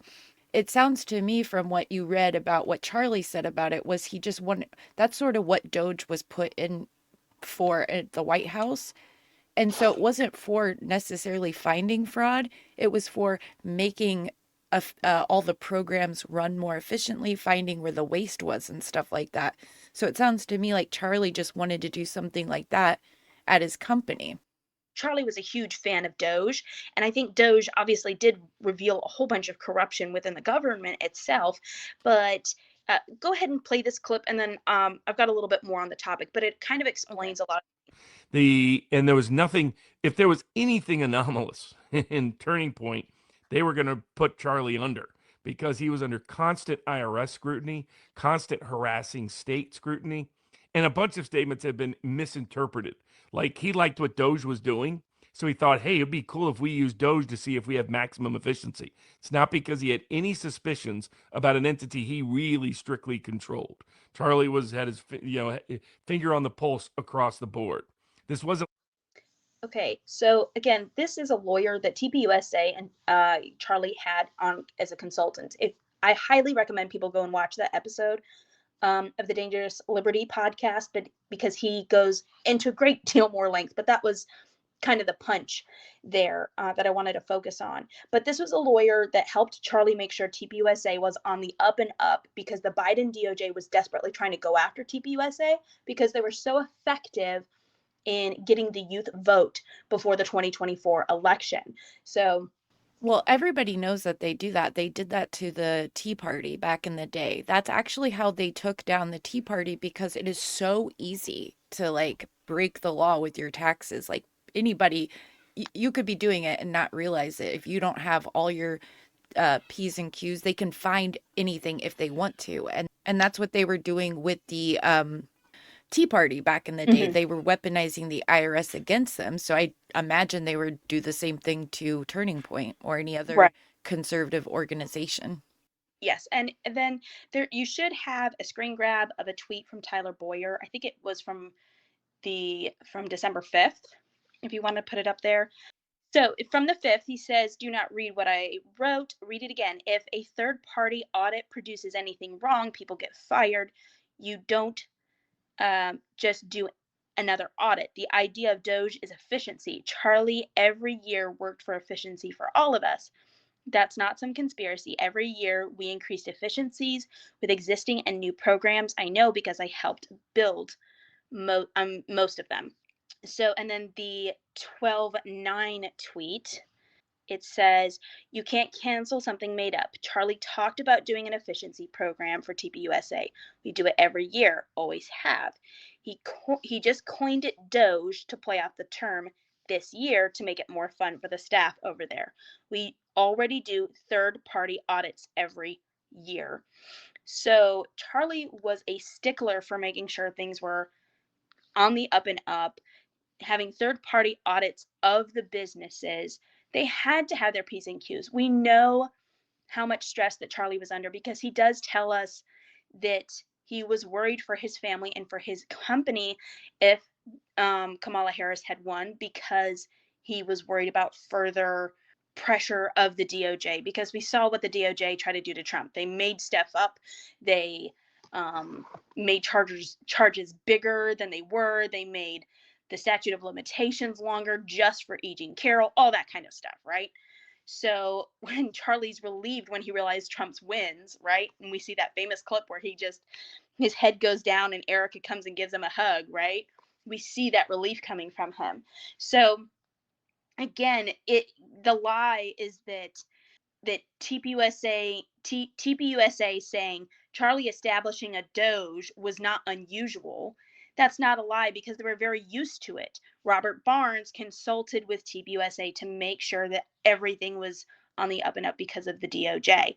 So this was very normal for Charlie to have a pulse on everything, to be trying to, maximize the efficiency of tpusa and its organizations. So it's not weird. It's not unusual at all. So again, this is just Candace kind of twisting things from a perspective that she doesn't have, because she didn't know everything that was going on at tpusa. Okay, so number 8 for the tpusa lies is Ben Shapiro never had any bad blood between them. This is the offender is Alex Clark and Ben Shapiro. Now, this one I find personally humorous. So this comes from the Alex Clark Culture Apothecary podcast. It aired on September 22nd, 2025 on her YouTube account. Apple might have it as season 1, episode 105. So if you want to go watch it, you can go watch it. So the interesting thing is that Candace kind of turns it into a lie with the way she words it. Ben Shapiro never had any bad blood between them. And it's interesting when you listen to Alex Clark and Ben talk about it, Ben actually kind of narrows it down.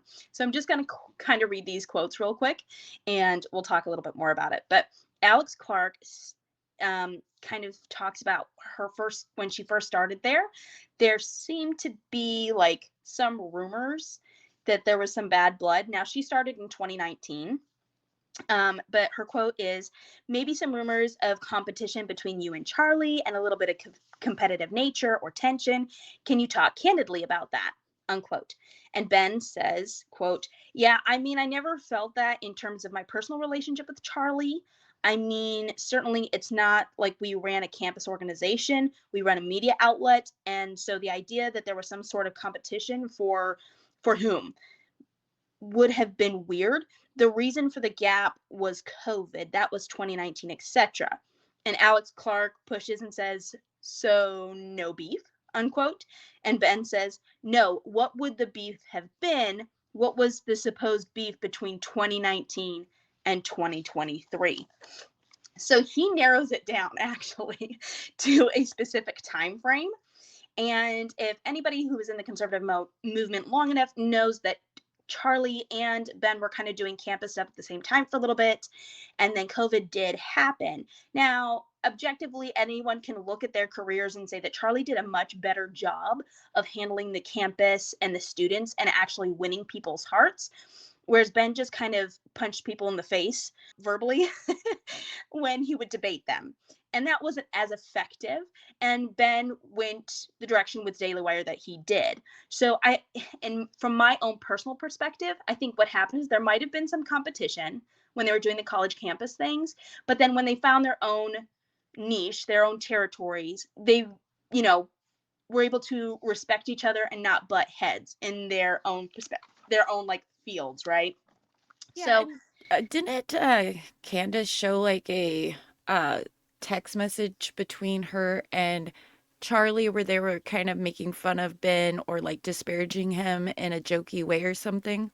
She did. She had shared some text messages of her and Charlie going back and forth, and I believe this was in 2018. So this is, in perspective, this is 8 years ago or 7 years ago, if you go based off like, from last year when Candace shared them, okay? What I don't like about the sharing of texts like that is that I'm sure that you've done this before too. I've done this before. I will get snarky about somebody and I'm just to a friend that I really trust and I'm just not like it's not serious, you know what I mean? Like 2 Right. days later I'm completely fine with that person again. We're still friends or whatever, but I will like kind of complain or gripe about people like sometimes, not all, I don't do this often. I'm just saying like in my life, I have done stuff like that before to another friend whom I trust about somebody, but then, after I reflect and think about it, I'm like completely fine. So when people show texts like this and extrapolate from it a whole narrative, I don't like that. And I've seen it happen before to other people in smaller communities where they like share text to like destroy someone's life. And text messages are so, for one, they're written so you're not getting the facial expressions and stuff like that, and you weren't there when it was going on. You know what I mean? So I find that disingenuous to do anyway, especially when he's not here to speak for himself. Right. And especially presenting them as a present opinion. Like this was not an opinion that Charlie had before he passed away. So I'll just finish up with the Alex stuff. So I think there was probably some competition there. Okay. But no one, Alex Clark and Ben Shapiro, neither of them say there was never, ever any bad blood between Ben Shapiro and Charlie. Ben Shapiro actually narrows it down to a time frame. So he narrows it down, and Candace broadens the time frame. So this is how she finds her lie, right? And she tries to make it sound like Alex Clark is an offender when she's the one who actually brings it up and puts the spotlight on this issue and then pushes Ben Shapiro, so no beef, right? So, and the Also, silly, how would Ben know about that text message? Like, I don't know that he would. I think that's another thing. It's like, okay, just because you vented privately to someone doesn't mean that that person then knew that like you guys had bad blood. It could just be we're both working in the same field and maybe our personalities don't rub right. I know Candace has talked about Ben tried to send plants to ask you gotcha questions or whatever. Okay, maybe, but in the end, what we saw after apparently all this bad blood between Ben Shapiro and Charlie is that Candace left tpusa, left PragerU, and worked at the Daily Wire with Ben Shapiro. So whatever those misgivings were, they weren't enough to keep Candace from not going to the Daily Wire. And then we see that Ben and Charlie had a good working relationship. Ben Shapiro was at AmFest in 2024, and he was on Charlie Kirk's show the day before his death. And then so they had great admiration for each other in the end. So I have clip number 4. It's just an clip that Ben Shapiro shared on his YouTube from an episode titled In Memory of Charlie Kirk. He uploaded this on September 13th, 2025. And this is just a portion of that interview. So go ahead. You've built an actually enormous thing. Congratulations. Seriously amazing. Thank you, Ben. It's great to see you, and thanks for being here. And yeah, it's been kind of a wild journey. You're one of the few people I could say you were at the foundational levels. I remember 18-year-old Charlie Kirk going around the David Horowitz Freedom Center at the Breakers trying to meet donors. And I remember saying to every one of those donors, this guy's going to be head of the RNC. And then you just basically built your own RNC. Yeah, we kind of looked at the RNC and we said, maybe we could do something, in our own likeness and image. But no, glory be to God. It's amazing. And this election cycle was a big test for us. And we were thrilled with the result. I have to say, it's actually incredible. So there's a tape of you from election night when it was announced that President Trump had won. And you got really emotional, and I was moved by it because I know how much work you've put in over the last 10 years just to get to this point and to be so influential in this election. And listen, you were handed an enormous responsibility, and that's a super hard thing. Yeah. They basically said, okay, why don't you just handle voter turnout? It's like, what in the world? That's right. So explain to me how you even build that. Okay, so that's just a portion of that interview, but they basically go on to have like this man's like, you're great, no, you're great, no, I love your work, no, you love my work, and like so clearly their working relationship came to like they had symmetry in the end, and they appreciated each other's work and what they were doing. So this idea that because Candace showed 7-year-old text messages that reflects on Charlie's opinion of Ben Shapiro in the end after like maturing, because remember, Charlie and Ben both like mature a great deal in those 7 years, especially Charlie because it was like through his 20s. So was this Alex Clark interview very shortly after Charlie was killed? So the Alex Clark interview with Ben Shapiro was on September 22nd. So that would have been 12 days after Charlie passed away. Okay, why would Ben Shapiro go on there and trash Charlie after he was just killed the way that he was? If there even was bad blood, why would he bring that up? That would be so rude and no decorum or anything like that. So the fact that she's even taking that like as if that's a lie. Well, nobody, even if it were true, which it doesn't appear that it was, no one in their right mind is going to go out and be like, yeah, I hated that guy. He really sucked. Supposed to support this theory that after Charlie died, the Zionist vultures swept in and people who weren't Charlie were starting to pretend that they were good Betty, best buddies in the whole world. And it was a misrepresentation of Charlie and his relationships. it's, oh, he loved Josh Hammer and he loved Ben Shapiro, and Ben Shapiro was, paid to be at AmFest after Charlie died, which is the most, ridiculous thing, because he was there at AmFest in 2024 and Charlie had invited him. So it's absolutely ridiculous where Candace tries to make it sound like Ben's just paying to be there and that there was no good working relationship happening with Charlie and Ben. Like, that interview alone shows a better working relationship between Ben Shapiro and Charlie Kirk than we have seen of Candace Owens and Charlie Kirk in recent history. Right. So this tpusa Ben Shapiro never had any bad blood with them. It's one, she sets it up in a time frame that is broadened. Ben Shapiro narrows it down, and so it looks to be like it's this lie because she broadens it, and she, what's the word I'm looking for? She harkens back to old text messages. She doesn't refer to the present. So that's number 8. So that one's all done. That one's always fun to do because Ben Shapiro is a hot topic for a lot of people. Okay, so number 7 in our tpusa verified lies is Terrell moved the SD card because people stole hats. The offender is Andrew Colvett. Terrell never said the reason that he took the SD card was because he saw people steal hats. He told Candace, and I sent you the image here. Like, why? Why is this? I've never actually read through this list completely, but why is that even on the list? Like, because tpusa lies. Like, don't you understand? like, how is this even important at all? But okay. Sorry.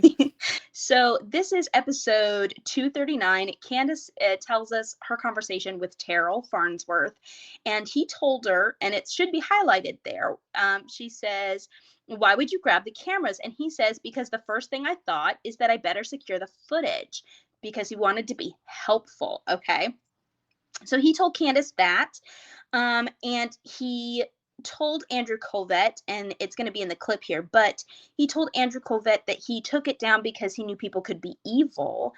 And Andrew Colvett, to bolster Terrell's assumption or worry, right, that someone might steal it, he says, "It was good because we see people steal hats. It had nothing to do with we saw people steal hats and that's why he took it. It was good that his instincts were good to get the SD card because he thought, he wanted to be helpful and secure it because he knew people could be evil.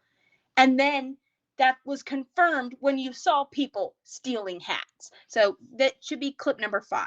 Okay. Conspiracy theory I just want to snuff out here. One of our dear friends that literally from the very beginning started with us and loved Charlie like a brother, he grabbed the SD cards out of the camera afterwards. And there's all these conspiracy videos about, like, why did he grab the SD cards? Well, first of all, they're in the possession of the FBI. Okay. It's not like he took them and ran off with them. Second of all, I asked him personally, I said, "Why did you do that?" And he looked at me and this was his answer. He said, "Because I know people can be evil." And he did not want that footage being grabbed by somebody. There was videos of people after the incident going and stealing hats off the table. I mean, so I'm so grateful he did that. And that was his instinct. He's like, "I'm depressed to know that was why I did that. But I knew that I had to protect that footage because I wanted, you're recording in 4K, And so I'm so glad he did that. But Charlie knew the existence of evil. And Okay, so that's interesting to me because I think I remember hearing somebody say that was his job. His job was the camera system and everything. Yes. So why wouldn't his immediate thought process be his job? Because when something really crazy happens, a lot of times people will do clean, or they'll do things like they'll pour themselves into their work. So if that's what he knew, as he's trying to process in his brain, that's all he thinks about, right? It's important footage, right? It's evidentiary. So people were like, "Why is he touching evidence? He disturbed the crime scene," and things like that. So, they try to make it sound like people thought, because they didn't know who he was, people put the target on his back and people were sending him death threats, and he doesn't have security. He tells Candace this. If you watch episode 239, he tells her that he doesn't have security for his family. He's in fear for his family's safety. And she says, hey, show me the camera footage. I'll tell people, you know, the people trust me. I'll take the target off your back. And he doesn't send her the footage. He FaceTimes her and he lets her watch the footage. Okay, so he gives her the footage and she obviously took like pictures because she shares it, you know, way down the road. Gosh, I forgot all about that. She's extorting him and his fears of safety. If you don't show me the footage, basically that's what she's doing. Well, she posed it as like a, hey, let me help you out. She does this in episode 239, and then in episode 252, she retells the same conversation, but villainizes him up and down, and it's crazy how much she twists it. And that incident alone was the reason why I started writing everything down and getting timestamps and stuff, because I was like, you're not going to do this. You're not going to take somebody who gave you what they had, what they could, and you knew they were in fear for their life and their family's safety, and then put the target back on their back based on nothing. So that really irked me. That was kind of my my villain origin story. When I noticed that major inconsistency, that's when I really started taking notes. It's just kind of crazy because Andrew Colvett didn't actually tell a lie. He didn't say Terrell moved it because of the the hats, right? He didn't take the SD cards because Terrell saw hats being stolen. Terrell himself told Candace and told Andrew Colvett he did it to secure it and because he knew people could be evil. And Andrew was just saying it was good that he did it because then we saw people take hats. So yeah. He was proven right. His instinct on human nature was proven right. And like, bro just saw somebody shoot his boss. So people are evil. Okay. This one is Terrell was told to remove the cameras by police, and Tyler Boyer is the offender. Now, this one I can almost give to Candace because what she based this lie on was Tyler Boyer tweets that have since been deleted. So Tyler Boyer, I've got screenshots of them, but it's in a conversation that he had with somebody. But we'll just read through them just to see what he says because I want to be honest. Like if Candace is right in one way, shape, or form, I want to at least give her her dues and not be just disingenuous. It looks like he's in a current conversation with Diligent Denzin or whatever. We all know who he is. He's a Candace. Why is he talking to that crazy loon? So this is early on. This is in October. So this okay. is before it's really gotten horrendous. But he says there's nothing harmful in asking completely reasonable questions, trying to manipulate people into thinking there is called gaslighting and makes you look sus. If they're innocent, why not come forward and explain their actions? We only want answers. Tyler Boyer says, I responded to you accusing an innocent guy for somehow being involved because he was ordered by police to hand over evidence. You continued to suggest that this wasn't true and then asked Grok, who told you it was perfectly true. That is gaslighting by definition. Somebody by the name of Kat Ryan says, ordered to hand over evidence that was removed from the crime scene. Why didn't tpusa secure the scene and wait for the police to come gather the SD cards themselves? The scene was tampered with. That's an issue in the chain of custody. Tyler Boyer says active shooter situations lead to lockdown. The police asked for it. These are really basic things. So Tyler Boyer it looks like those aren't on X anymore, but of course somebody took a screenshot and whatever. So Candace has told us, and she told us in episode 252, that she has 4 minutes from Terrell Farnsworth of him after Charlie gets shot and when he goes to take the SD card, and says that she knows the authorities didn't tell him to go take the SD card because it's not in that video. She has never played that video in full. She's only played about 52 seconds. Okay. So she could easily prove Tyler Boyer wrong by just playing that whole thing, but she never has. So that's always strange to me. And I'm curious, in the lie description, she says Terrell was told to remove the cameras by police. Now, Tyler Boyer doesn't specifically say cameras, but that he was told to hand over evidence, right? I'm wondering if it was one of those situations where Terrell takes the SD card and then the authorities say, why don't you go get the cameras? That's what Tyler Boyer hears, right? And then he hands over the SD card and the cameras, etc. And that's what he's there for when he hands over the evidence and the police had asked for it. It's probably one of those situations, again, where there's confusion and Candace is capitalizing on people not having the same coordinated story, which you would see in an authentic, like, people being honest. If the story is the same by everyone's recounting, that's viewed as suspicious, actually. Right. That's why we have the Bible is the way it is. Because it's everybody's recounting of certain situations or things they remember more than what other people do.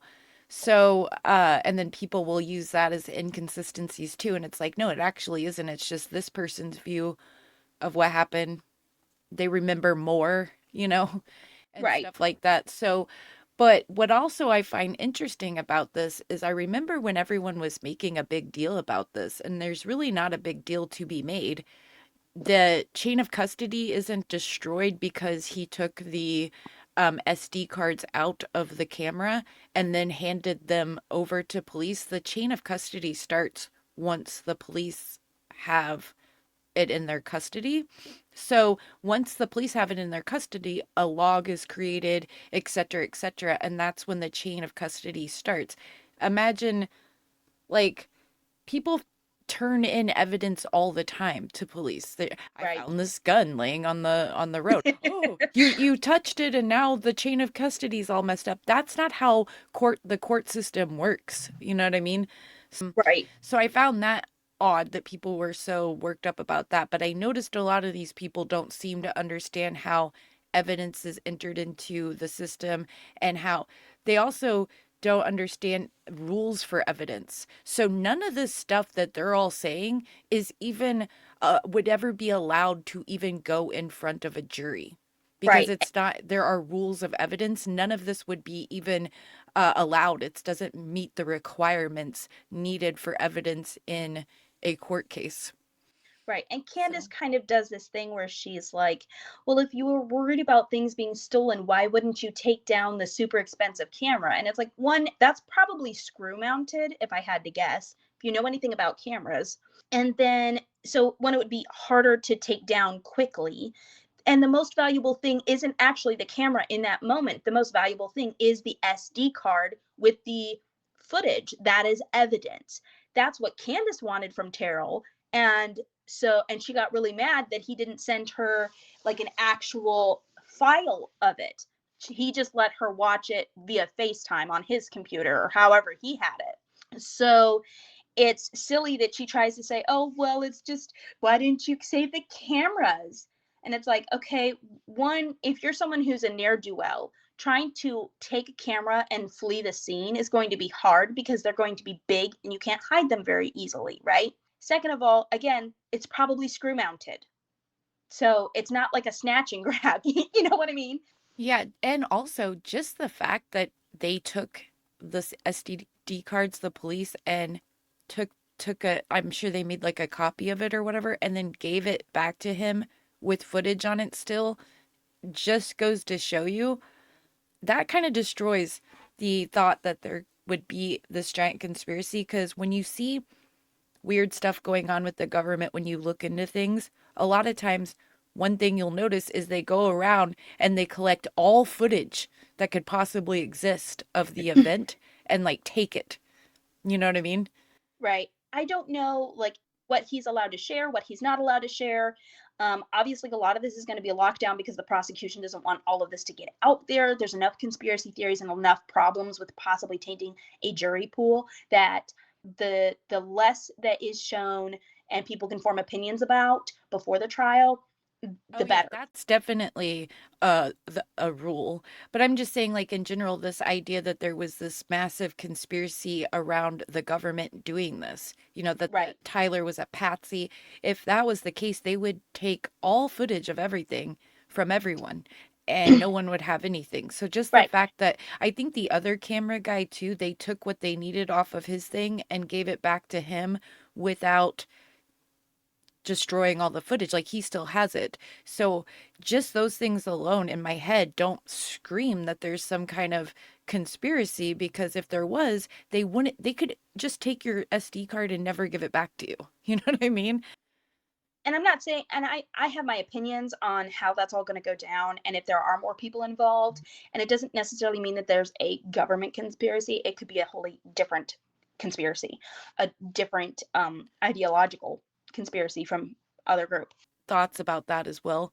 I actually think that that there could be something going on, because it's not just Tyler. I think something is going on that is finding people that are more open to this type of thing and sort of radicalizing them online by nudging them and stuff. And Sure. it could be any other government, any other just random group in a country. There's these accelerationists, like gangs in other countries like Ukraine and stuff that are targeting young kids and stuff. So it could be all kinds of there could be government operations that we don't know about that's doing this, that would be sort of rogue, anything like that. Yeah. So Right.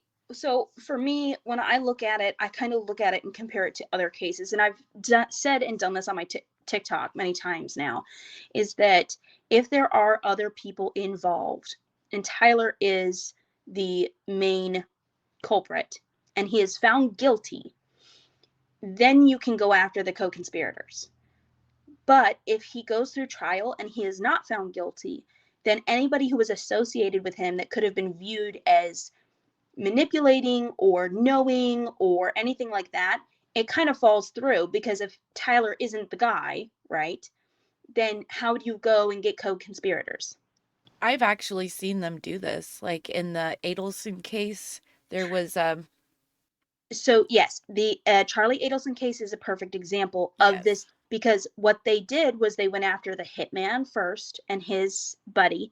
Then they went after Catherine McBanois, who was the go-between between the hitman and Charlie Adelson. full trials. Like they went through by going after them. What we mean is like they arrest them, charge them, and have a full trial before they go to the next person.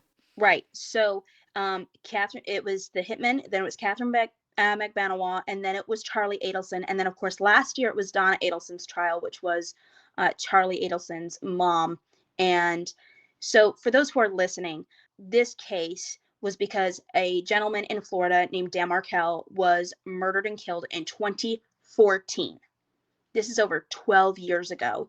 And the police took their time, the authorities took their time in Florida to build their case, to get the information that they need, to get the hitman, to get the go-between, to get the brother-in-law who paid, and then the mother-in-law who very much helped in the planning and helping pay the hitman and the go-between.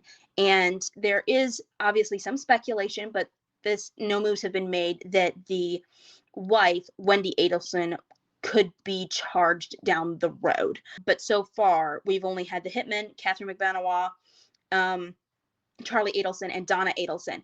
But remember, this happened in 2014, and we're seeing the co-conspirators years down the road getting convicted. So cases don't happen in 45 minutes like you see on TV, okay? It takes time, and they build their cases. So if there is any other co-conspirators involved with this, we wouldn't probably see anything happening until after a conviction of Tyler Robinson, because it just doesn't make sense. How do you convict a co-conspirator if the person they were conspiring with wasn't found guilty? Yeah, so that makes total sense to me, but I follow trials, so a lot of people don't. People think that life is what's on TV, what is in their podcast. And so it's one of those things that I highly recommend people watch trial cases happen online, and have there's several lawyer channels on YouTube. I know Andrea Burkhart is covering the Tyler Robinson stuff really well. But just watching a trial happen and understand what's considered evidence, what's not considered evidence, the arguments that's had, the challenge to narratives that happens. Yeah, and you actually need to watch the trial from the very beginning. So on YouTube, on these LawTube channels, you can watch a trial from the very beginning where they go through the entire process. They have motion hearings where one side's trying to get evidence in, the other side doesn't want them to get that evidence in. They have to argue it. The judge has to decide, and this goes back and forth for months. It's called pretrial motion hearings. Then you can watch them actually seat a jury, the process that they go through for seating the jury and stuff. It's very interesting. It's very informative, and it's good for people to know, because people need to be informed on how the judicial system works, not just for their own benefit, but so they can understand cases, they can understand the news. So that was kind of a long, long sidetrack, but okay, so that was number 6. So in number 6, I can kind of give Candace her dues and say, okay, maybe the police didn't, and this hasn't been verified, but she hasn't also disproved Tyler. She's just said he's wrong. So it's probably just a misunderstanding, like the very last one, number 1, but we'll get to it. So number 5 is Mikey called his dad first. Rob, and the offender is Rob McCoy. So this one should be short and sweet. But Mikey McCoy never claimed that he called his dad first. Blake Neff said, from his perspective, that Mikey called Erica and then he called his dad. Now, we know from Mikey's phone call logs that they gave to Candace that Mikey had called Elizabeth and then brought in Erica on that phone call. And then after he got off the phone with them, he got on the phone with his dad. There's going to be a clip here, but Rob McCoy, I'm just going to say this before we play it, but Rob McCoy doesn't say Mikey called me first. He said that Mikey called him the minute it happened. So go ahead and play that one. It should be clip number 6. Justin's the CFO, chief financial officer, and Mikey's the chief of staff. And I'm watching, the minute Charlie was shot, he called me, says, Dad, Charlie's been shot in the neck. Please call every pastor and pray. So there he says, the minute it happened. So from his perspective, this is all happening very fast. Even if he's watching it online, there's that panic of, oh my goodness, what did I just see? What just happened? People don't understand, like, the concept of time gets very much lost in these traumatic events. So again, he didn't even say, Mikey called me first. He just said the minute it happened. So it's not a lie. It's just Candace lying herself. Because Mikey never claimed he called his dad first, and his dad never claimed Mikey called him first. So short and sweet. Yeah, that's just silly. Number 4 is Charlie never blinked in his support of Israel. Now this one's really difficult because, of course, everyone has seen the text messages where he's frustrated with the donor because the donors are mad that he wants to platform Tucker Carlson, and he said this, leaves me no cause but to leave the leaves me no choice but to leave the pro-Israel cause, right? And the people that have been in this text message group, like Josh Hammer and Andrew Colvett, have described this as very much him venting and being frustrated because donors were trying to control and censor who Charlie platformed, which is actually they're perfectly in their right to do so, right? You give your donation to an organization because you want to support what they're doing, and if what they're doing is platforming someone that they disagree with, why would you give them your money? Right. And I actually thought that this was, well, for one, I don't like that they shared the text messages like that because of what I said earlier about it, where people vent, and it doesn't mean that you're actually going to go forward with whatever you say. But also, donors, of course, are annoying. I'm sure everybody who's running a giant organization and getting billions of dollars from donors and having to make sure everyone's happy and please everyone so they keep donating to you and has to deal with them. I'm sure they're very frustrating at times. Like, this is probably something everybody has to deal with that runs a giant organization that receives donations. Right. And we know that Charlie was getting frustrated because he wanted to be able to call out anything that he thought was a moral misgiving in Israel and the government without being called anti-Semitic. We saw that in the interview that he had with Megyn Kelly on August 6th, I believe.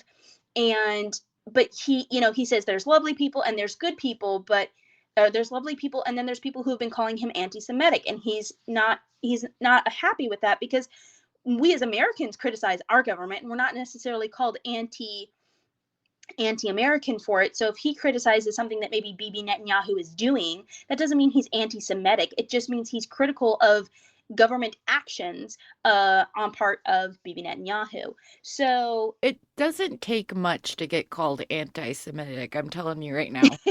It's one of those terms that I just personally don't like. But then recently, because when he was getting frustrated was sort of as all this has been escalating with the Israel thing and all that. And so back in the day, I mean, you still like you couldn't, if you said anything, you would get called that sometimes and people would just blow it off often or whatever. But then these things kept escalating. And so now some of the people that are being called that, like they literally are, you know what I mean? Like it's gotten so far where it's like, okay, yes, this is a reasonable use of this word. But this is kind of a subjective thing, because you're taking a text message and you're taking a moment of frustration, a moment that has been described as being a venting frustration thing for Charlie, and then completely ignoring everything he ever said outside of that publicly about his support of Israel being a nation state. Okay, he clearly loved going to Israel and he loved the Jewish people and the fact that his faith was rooted in Judaism and things like that. This is not anything that is easily disputed at all. People want to take Charlie's myriad of interviews, writing books, and everything and throw it all out the window because of one venting text. But something I did want to point out, other than the fact that if you watch anything of Charlie's before he passed away, you will know that he very much loved the people of Israel, wanted them to be able to defend themselves, and everything else like that. But Rabbi Walicki, who was on the Zoom call with Josh Hammer the evening before Charlie's death, he recently did a video. I think I did a screen grab of it, if you want to put that up. And he did this on February 16th, and he talked and addressed the Candace Owens of it all and what happened on that Zoom call, and explained his point of view and everything that had happened, and why she says this thing where, why is he up in the middle of the night taking this Zoom call from Israel, right, to talking points with Charlie. One of the things he simply says is, I was not in Israel, I was in Buffalo, New York. So it wasn't the middle of the night. So he describes the call where they were talking about talking points, and how Charlie was frustrated with having to deal with anything Israel because he was American first, and he didn't want to have to keep going to this subject that he felt was not necessary to keep hammering all of the time. But people can go and watch his video, whether you like it or you don't like it. It's still good for you to watch it so you understand at least the argument and the point of view of people who were there on that Zoom call. So I think this lie that Charlie never blinked in his support of Israel, I would say that it's not a lie, because publicly Charlie never did. And we can't take a private venting text message as the defining moment. When someone's a public person, I feel like you need to wait and either have a plethora of text messages, right, or a public statement. They're using this, right, they're taking this very small thing, somebody being frustrated in a moment and texting their friends over group chat. They're taking this very small thing and then also adding in that he was getting frustrated for being called anti-Semitic because this is when this giant push started happening. You start attacking the Jews and they start freaking out, okay? Because they're traumatized about what happened to them. It's really not been that long ago. It's still very much in their memory. So they just have these type of reactions. It's not abnormal. So he was getting frustrated about that. And then he was getting frustrated about the donor situation because they were upset with Tucker Carlson. And so they're taking that and they're twisting the lie into making it that he was assassinated for Israel because of Israel, which is just a huge stretch to go towards, and also not very much time. So they planned the whole thing in like 48 hours or less. That's not very long to plan a whole assassination in front of a bunch of people. Like that's a, It's one of those things that I think it's subject based on your opinion. Okay, do you take the text whole and run with it, or are you going to look at the whole of all of his public statements and everything that he did and said? And for me, it's like, okay, you can't call this a lie when people objectively would look at this information and maybe disagree with you. So something can't be a lie if it's subjective to people, like I'm going to come from a different standpoint that maybe you come from or what Candace would come from, but right.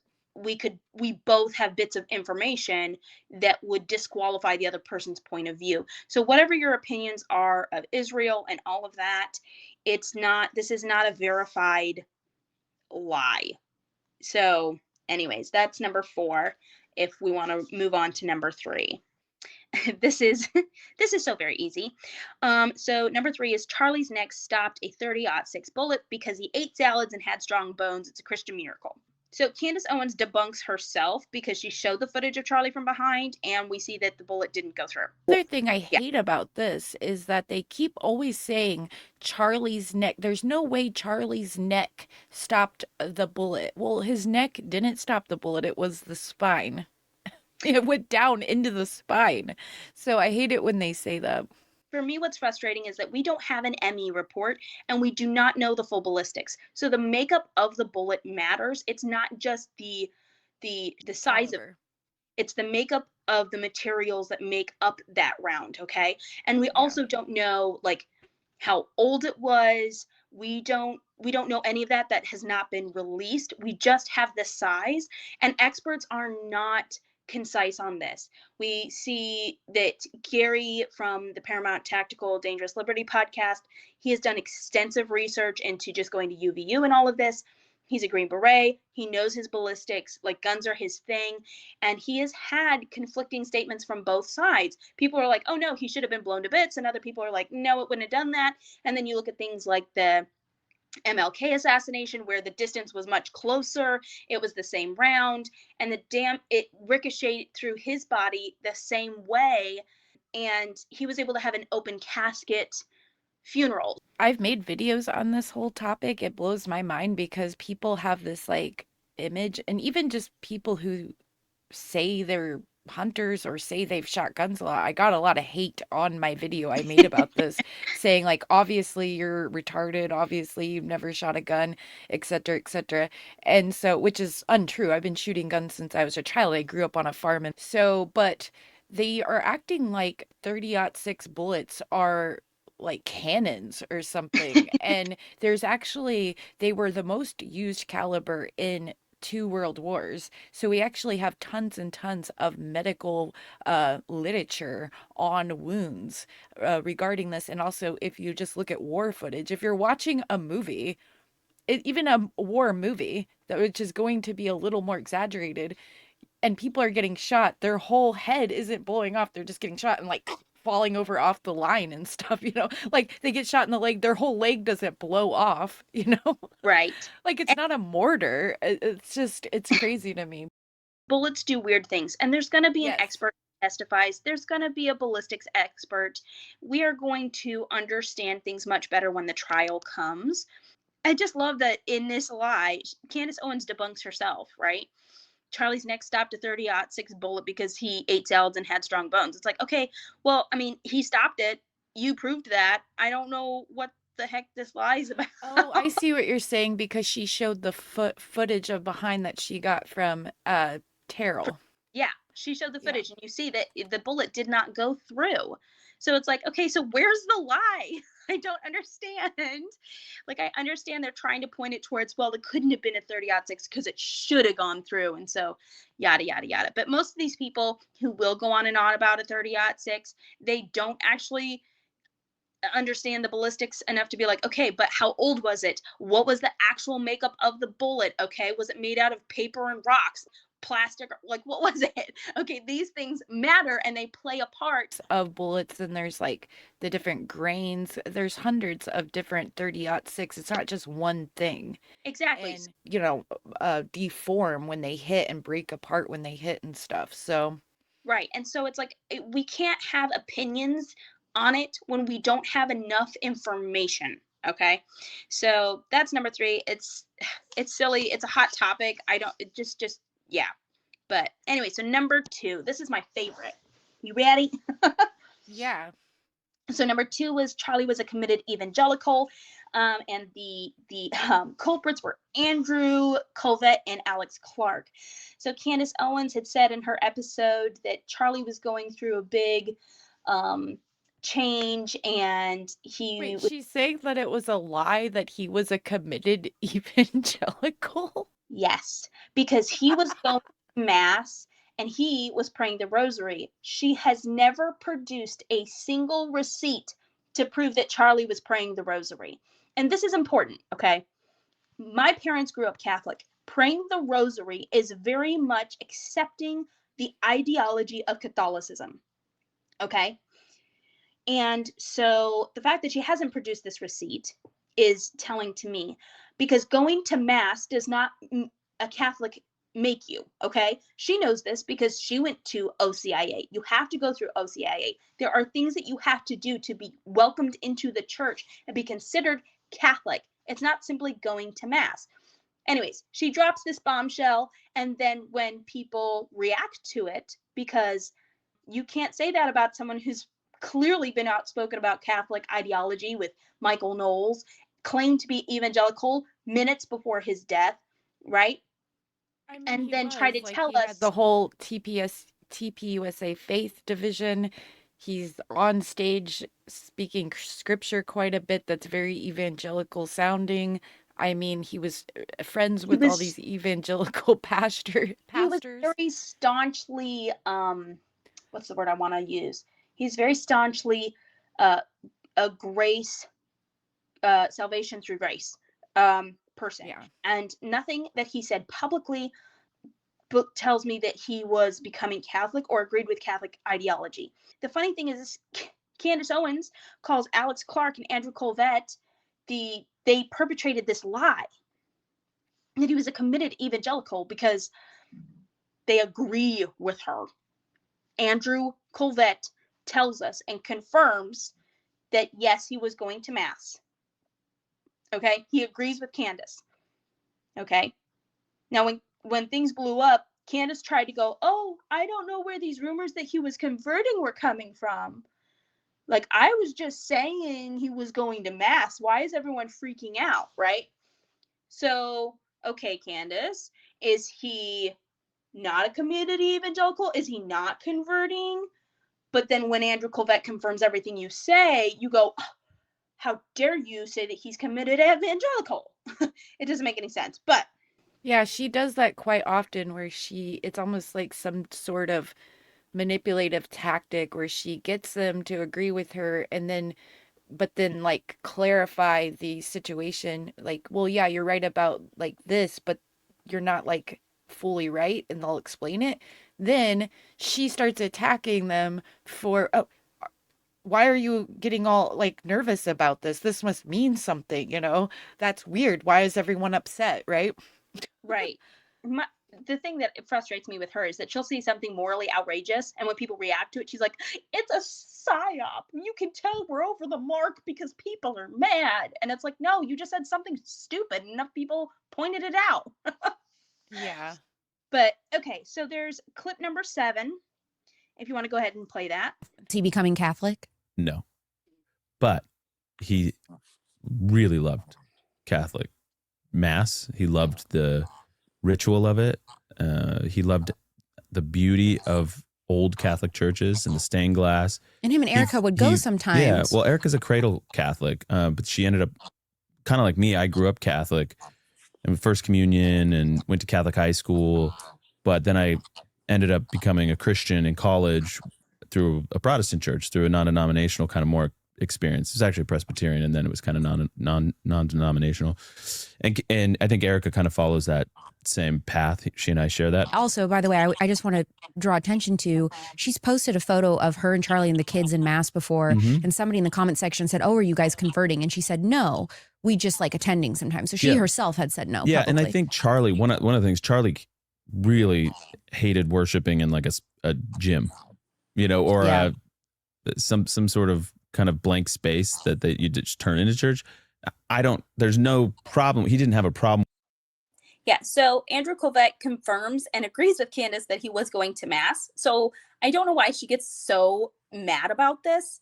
But because at first she was like, oh, he was going to mass and praying the rosary. And then when people got mad, she was like, I didn't say he was converting. And then when Andrew Colvett's like, yeah, he was going to mass, but he wasn't converting, she gets all mad about it. Like, what? Yeah.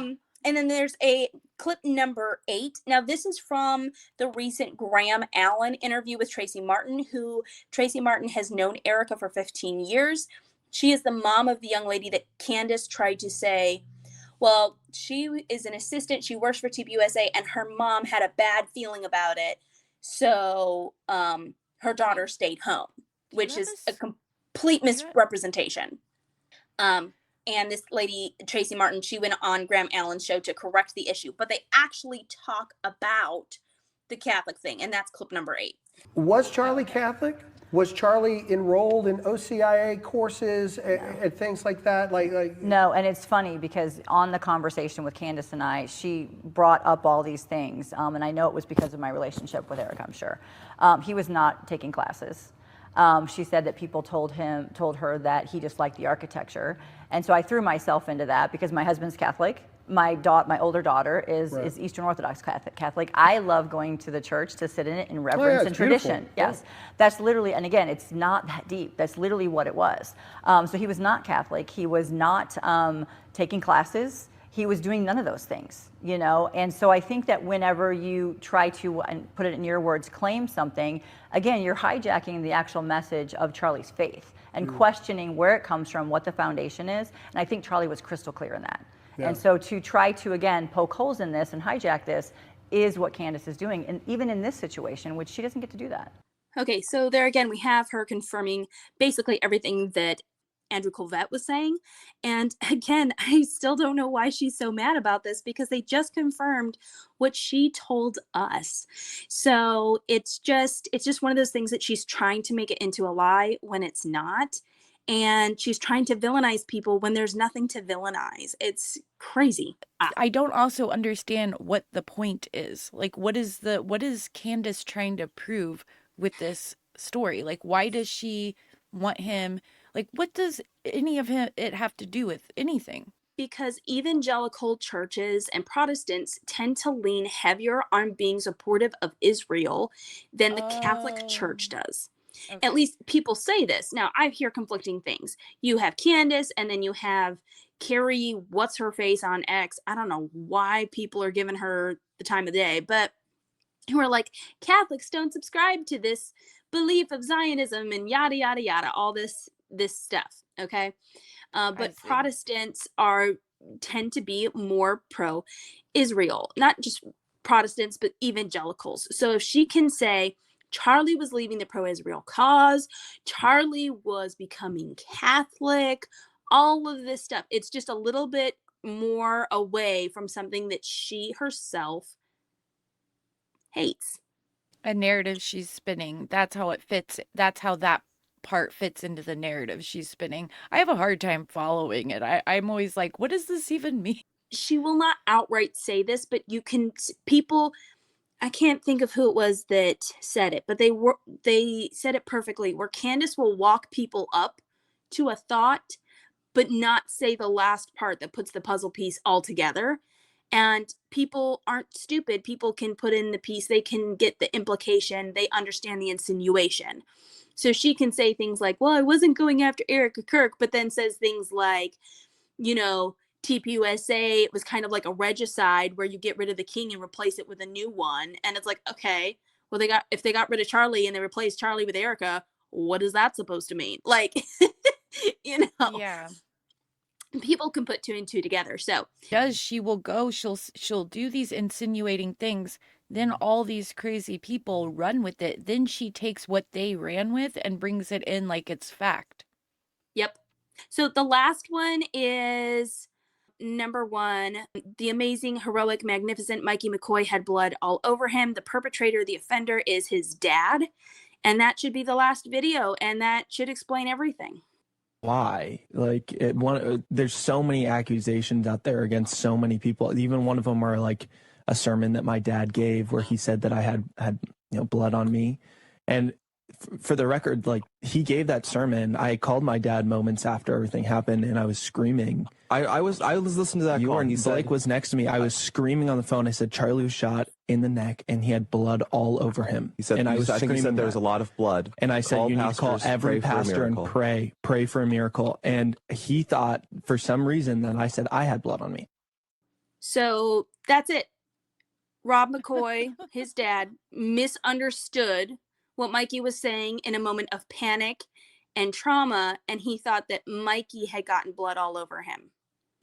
Yeah, I mean, that's understandable. It's called the Chinese phone game. You say one thing through the chain, and it always gets misinterpreted down the line.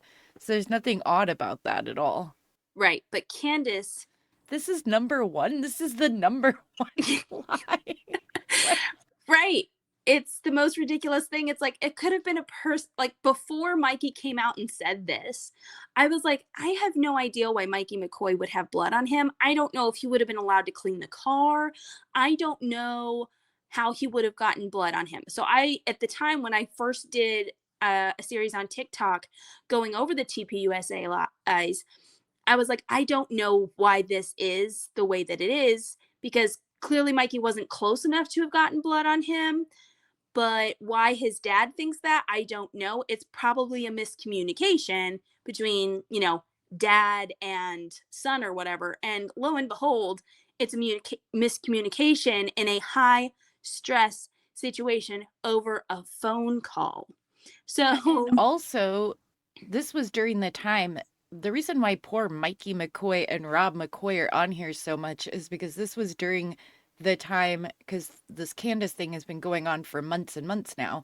She was like really going hard at pastors. And remember, she was telling everybody that pastors all over the country are secretly meeting. Or the pastors and the military, and it's all something through, what is it? Is it NAR? The National Association of something. I don't know enough about it, but like, it's this concerted effort. And the funny thing is, she went hard after Rob McCoy and tried to make it seem like tpusa and him were in cahoots to turn tpusa faith into this whole thing. And then she has this meeting with Erica, and Erica goes, Rob McCoy doesn't work for tpusa. He doesn't work for tpusa faith. He's not employed by them at all. So her whole theory of this was completely squashed when Erica told her this.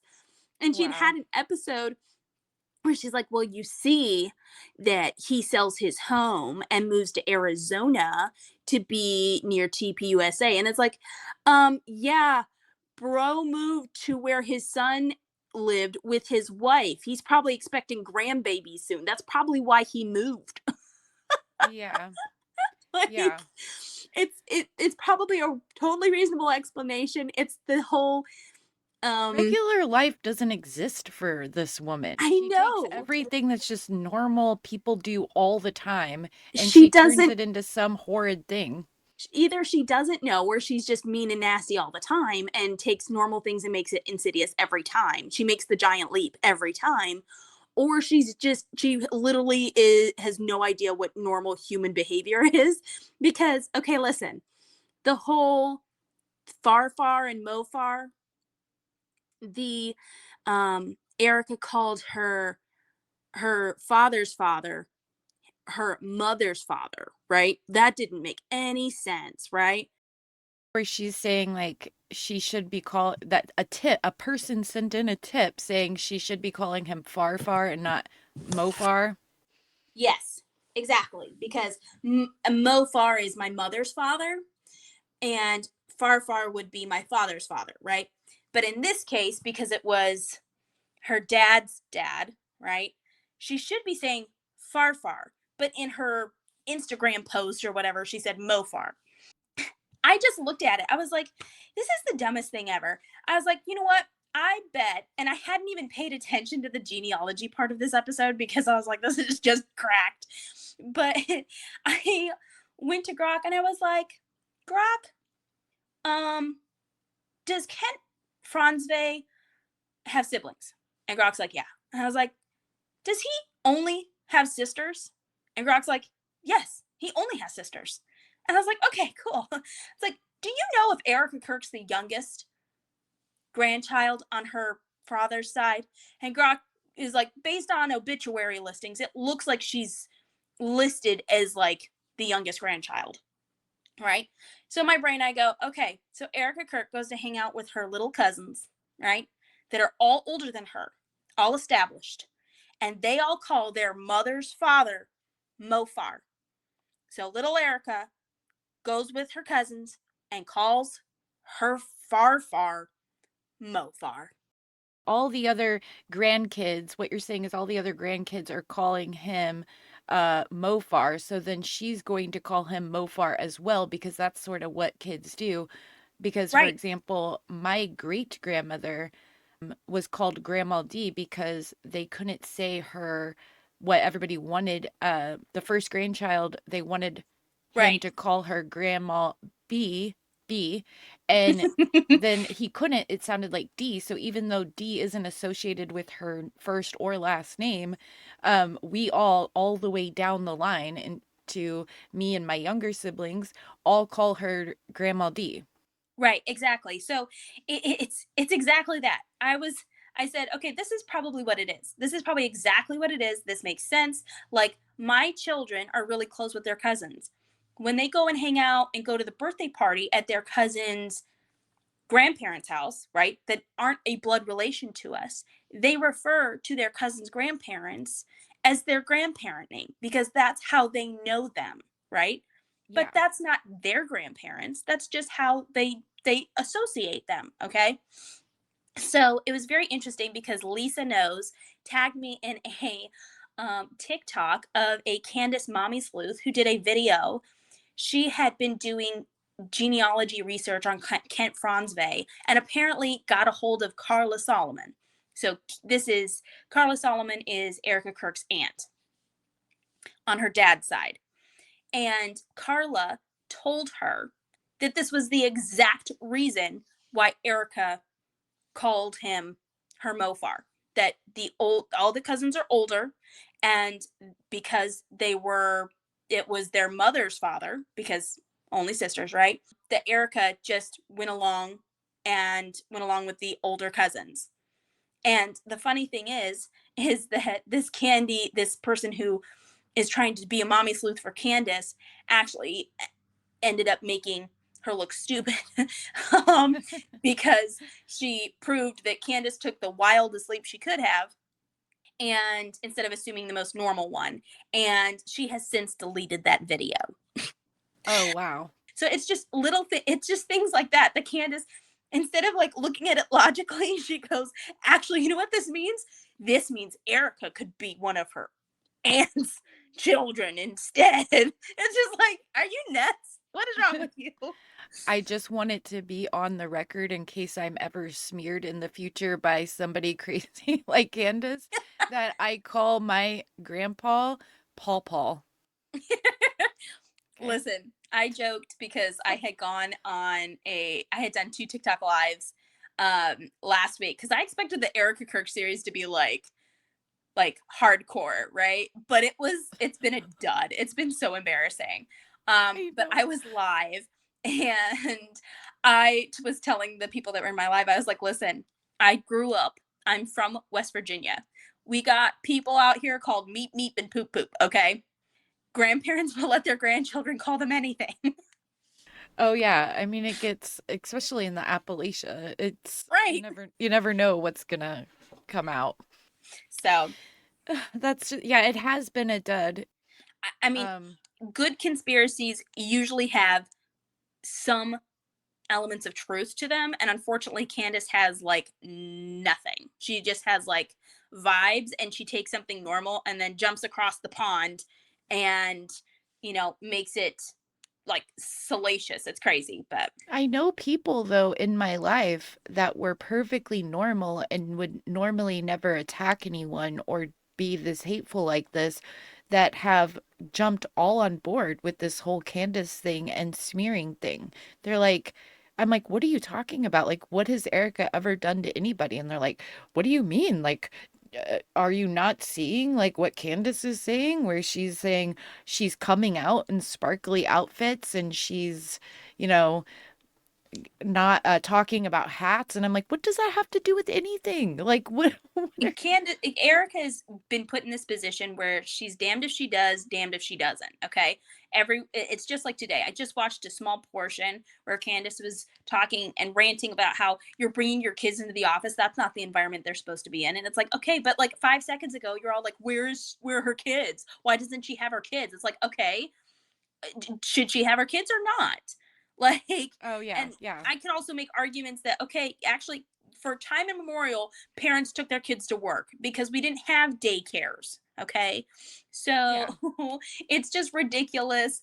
And honestly, if she is homeschooling, and this is just my opinion, but if she's homeschooling and she thinks it's a bad idea to bring your kids with you when you go to work, if obviously it wouldn't put the kids' like life in danger, of course, then like, why not? That's a good thing. Kids need to see what life is going to be like, when they grow up.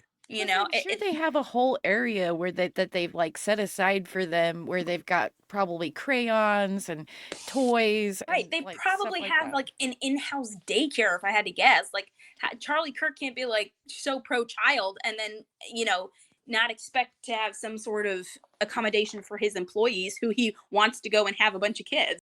Yeah, and why are people bringing up their kids anyway? I think that's disgusting. Like, why does she keep bringing them up?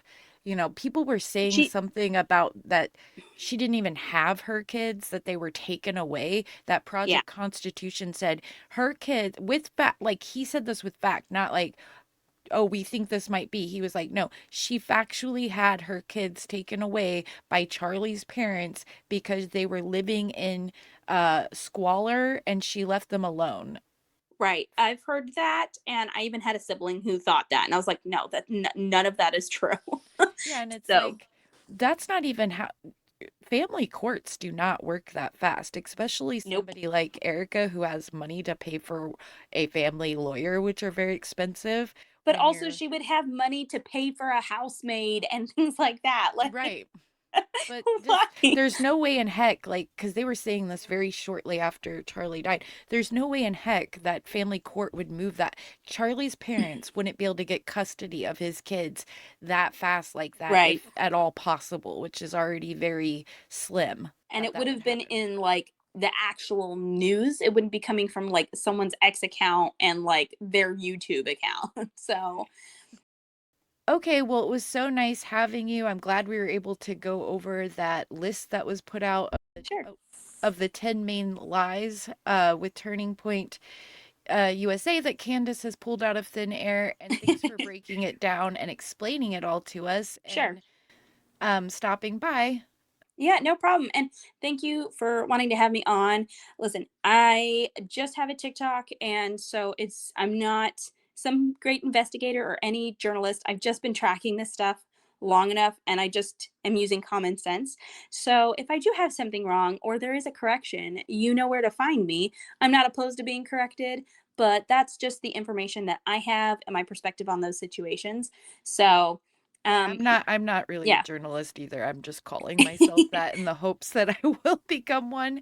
But it was great having you, and I will see you later. Yeah, well, thank you for having me. Appreciate it. Okay, so I hope you guys enjoyed that. And I will have her TikTok linked in the description, and please do go check out her TikTok channel and subscribe there. And she is also on X, and I will leave her X account in the description as well. Okay, so That was the 10 verifiable lies episode that was in November 2025, basically. So, a month or so after Charlie Kirk had passed away, and she was building, then she came out with that. Then I believe she started really going in hard on Harpole then, and maybe Frank Turek. I think it was Mikey McCoy, Turek, Harpole, but I'm not for sure. And then there was the guy that BasedBoyMom talks about, which was, I always mispronounce his name, but the guy with the camera. And these are that took the SD card.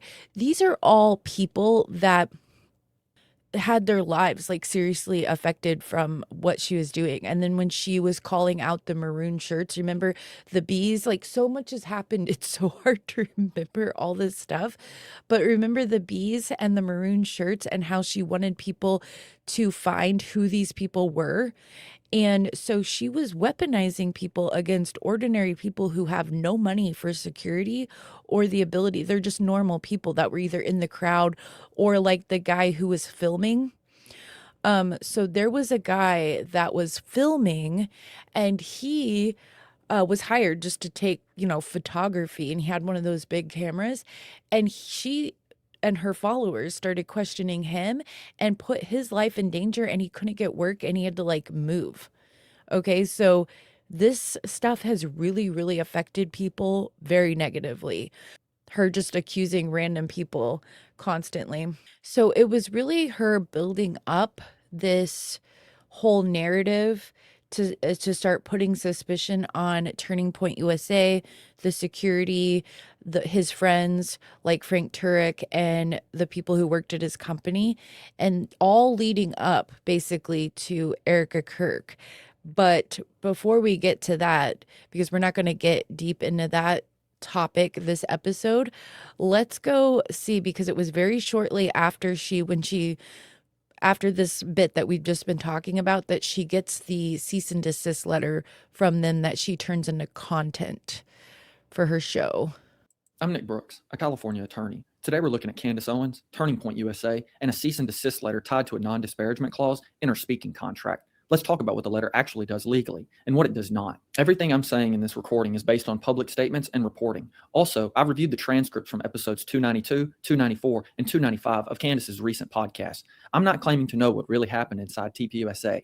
I'm explaining how a court could view Candace's words and the contract language she read. Just to orient you, episode 292 focuses on tpusa's cease and desist letter to Wolves in Finance. Episode 294 is where she reads her own cease and desist letter. And episode 295 is where she talks about internal firings and tpusa's response after the Charlie Kirk assassination. Here's the basic snapshot. For years, Candace had a paid speaking arrangement with tpusa. After Charlie Kirk is publicly assassinated, that relationship unravels. By December 2nd, 2025, those agreements are treated as terminated, and tpusa's lawyer sent her a legal letter she then reads in episode 294. In that episode, she reads tpusa's lawyer saying she has an ongoing contractual obligation not to make any disparaging, false, misleading, or otherwise defamatory comments about Turning Point USA and its employees, and that this obligation remains in effect for 12 months after her agreements were terminated on December 2nd, 2025. If you're not a lawyer, you might be thinking, once the contract is over, how can they still gag her? The answer is survival clauses. Some promises, like confidentiality or non-disparagement, are drafted to survive termination and keep binding you for a set period afterward.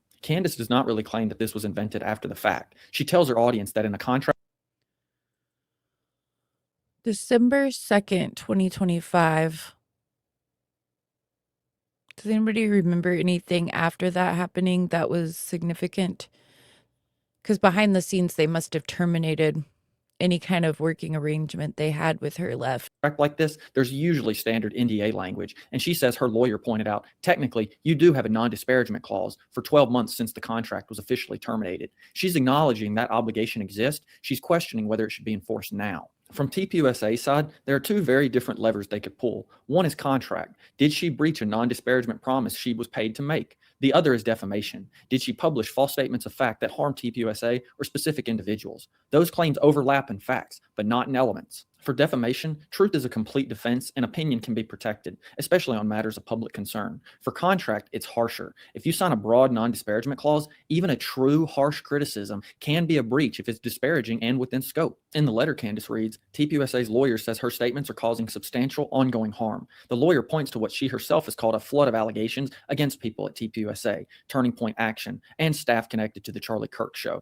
and says she has continued despite reminders of the obligations tpusa claims she has under that contract. To be clear, I'm quoting Candace and then analyzing the legal implications. First, she tells her audience there's definitely financial impropriety at the company. She says there are shady people at tpusa. She says, I specifically said Tyler Boyer was a sexual deviant. I stand by that. It's the truth. And for someone who spends a lot of time calling out sexual deviants, it's ironic the only person she may have gagged here is herself by signing that clause. Candace also repeatedly says that because tpusa is lying, she thinks it's reasonable to conclude the organization is engaged in a cover-up around Charlie's assassination.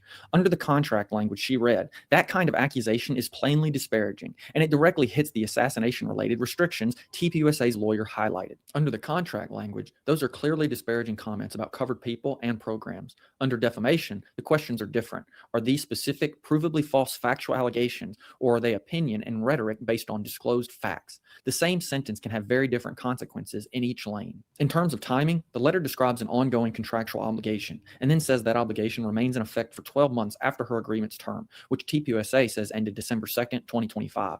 That's tpusa's way of saying this duty existed then and continues through December 2026. On her show, Candace tells viewers that the speaking agreement was still in effect when Charlie was assassinated, and that it was then terminated, even though it was supposed to run for a few more years. But she and tpusa's lawyer now treat the contract as ending on December 2nd, 2025. What really matters for this video is that the lawyer says her non-disparagement obligation survives that termination and continues for 12 months afterward, so the statements she's making now are being judged against a post-termination promise. Candace responds by framing what is essentially an unconscionability and public policy argument. She characterizes Charlie Kirk's public assassination as an unforeseeable circumstance and contends that enforcing a private gag clause to keep her silent in its aftermath would be unconscionable. She goes so far as to say tpusa would have a better chance suing the Sun than preventing her from continuing to investigate what happened. Now, there are real doctrines around unconscionability and public policy. A court could refuse to enforce a gag that blocks speech about a politically significant assassination while still enforcing the same clause against separate accusations about donors, finances, or employment. Across episodes 292, 294, and 295, Candace returns to the same themes. She highlights the Wolves in Finance cease and desist letter, repeats that there is definitely financial impropriety at tpusa, and describes the organization's post-assassination firings and donor activity as legal, but also immoral and cult-like. From a contract perspective, that matters because the clause that Candace read does not just cover the tpusa brand. It extends to employees, agents, programs, and services. tpusa's lawyers could argue that these episodes together show continuing disparagement within the 12-month survival period, supporting a theory of ongoing, not isolated, breach of contract. Defamation would sit on top of all of this as a separate tort theory, focused on whether specific statements are provably false facts that caused harm rather than opinion or hyperbole. If you were my client in Candace's position, I'd say, assume the non-disparagement clause is live through December 2026. Assume tpusa's lawyers will spotlight your sharpest quotes from these episodes, and be very intentional about which ones you actually want to keep on the record. If you found this video helpful, please hit like so more people see it. Before you go, tell me in the comments, where would you draw the line? Okay, people, color experts in the chat, what kind of gray would you call this? It reminds me of old school, like, uniforms, military uniforms, kind of like that gray. Okay, so that's when they got the cease and desist, and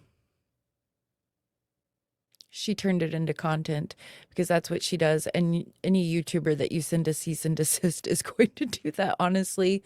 I see it all the time. Okay, so this just goes on and on and on, more and more and more stuff, right? Just almost every episode, just talking about this topic and blaming more people, and the thing just keeps growing and growing and growing. And then at some point she talks about the Egyptian planes, that there were all these Egyptian planes following Erica Kirk and Charlie for months, and then she released some kind of data. And I think this is why she doesn't actually release anything, because the data was all completely messed up. And she just goes on and on and on about this. And she still brings up these Egyptian planes. Like, it is so crazy. She said that there were these Egyptian planes following Erica Kirk and Charlie around even before he died, and like landing everywhere near where they were and stuff. And then after the Egyptian planes thing, then she said that I think it was after, it was around the same time, she said that the French lady, or not the French lady, the French assassins working with Israeli assassins had put a hit out on her. Okay, I think this was after, because this is in November. So let me show you. Okay, so yeah, so this was November 22nd. 2 days ago, I was contacted by a high-ranking employee of the French government after determining this person's position, proximity to the French couple. I have deemed the information they gave me to be credible enough to share publicly in the event that something happens. In short, this person claims that the Macrons have executed upon and paid for my assassination. Yes, you read that correctly.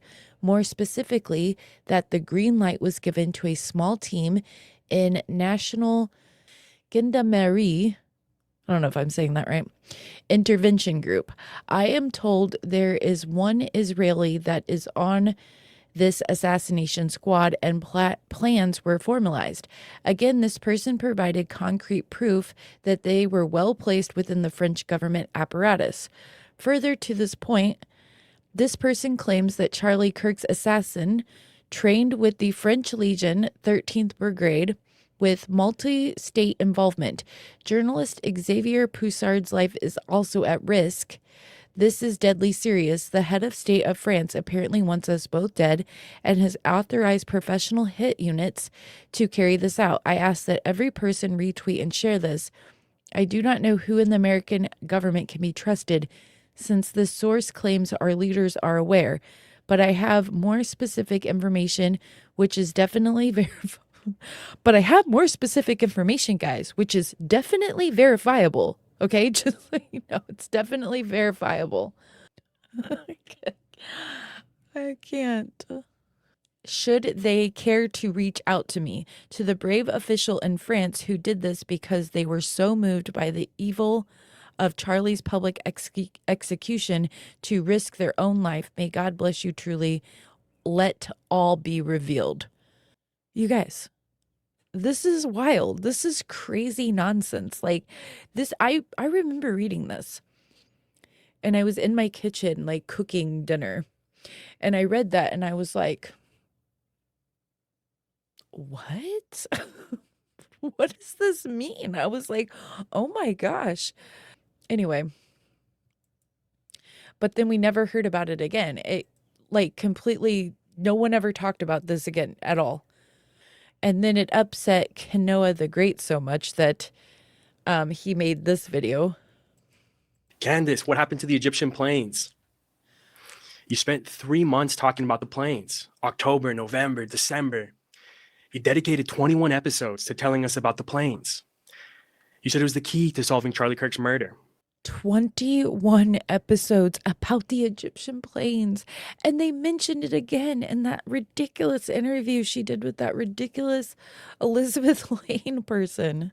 How these two planes tracked Erica Kirk's location 73 times. Egyptian planes, Egyptian military planes, Egyptian planes, Egyptian planes, Egyptian planes, Egyptian military planes, Egyptian planes, Egyptian military planes, Egyptian planes, Egyptian planes, Egyptian planes, Egyptian planes, Egyptian military planes, Egyptian planes. The Egyptian planes hold the key, and as obvious, maybe these planes might be the key to everything. They hold the key to solving Charlie's assassination. You promised us an updated interactive timeline on December 16th. It's been 2.5 months. If you have any honesty or any integrity, you'll tell your audience the truth. Your Egyptian plane theory was a hoax. It was all made up. The spreadsheet was wrong. It had nothing to do with Charlie's murder. The way that you tied it together was hilarious. So you say, oh, look, this anonymous tip told me that the plane landed in Delaware. There's a French aerospace company that owns a hangar in Delaware called Satis. Wow, this must mean Brigitte Macron is involved. You ranted about where was Brigitte Macron when the plane was here, and how Brigitte Macron was likely involved in Charlie's murder. Where was Brigitte Macron on the dates that Egyptian plane was from 9/4 through to 9/11? Where was Brigitte Macron? And guess what? The second largest shareholder of Satis, it's an Israeli company. Therefore, Israel must be involved in Charlie's murder. The second largest shareholder for Satis is Israel. Yeah, it's an Israeli firm based in Tel Aviv. That was literally your train of thought, your logic. It's insane.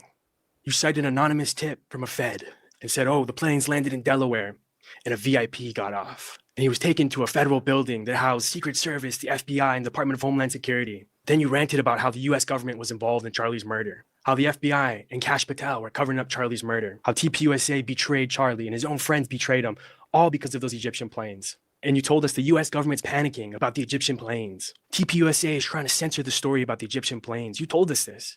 You ranted and raved for 3 months. I can tell you that right now in government, there is real panic. There is real discussion happening regarding the Egyptian planes. It is 1000% legit, and it caused a lot of panic. And we're getting a lot of phone calls now from people telling us it has caused panic. There are good guys everywhere. You know, lightness is always fighting darkness. And I received an interesting tip. She says that all the time. If you guys notice, she's always like, oh, they're panicking. Everyone's panicking. People are panicking. Hey guys, they're panicking today. Okay, so I found out that they're panicking. Like Nathan should do a compilation of her saying they're panicking. From a Fed that I'm going to share with you now that might be relevant, but Turning Point USA put in a personal request to try to get the Egyptian plane story killed, you know, and I find that to be very interesting. What is it about these Egyptian planes that Turning Point USA didn't want them to be discussed? I don't know. But I am going to find out. I think we kind of have found out in a weird, really effed up way, actually. It makes my stomach turn. tpusa, the French government, Brigitte Macron, French legionnaires, Israel, the FBI, Kash Patel, Charlie's friends were all involved in the murder of Charlie Kirk. So, I mean, say that I don't believe anything she says, but say that that was true. Why wouldn't they want you to stop talking about something that wasn't true and was crazy? Why would they want you to be saying any of this stuff? Maybe they talked to like a newspaper and the newspaper asked them about it and they're like, no, this is crazy.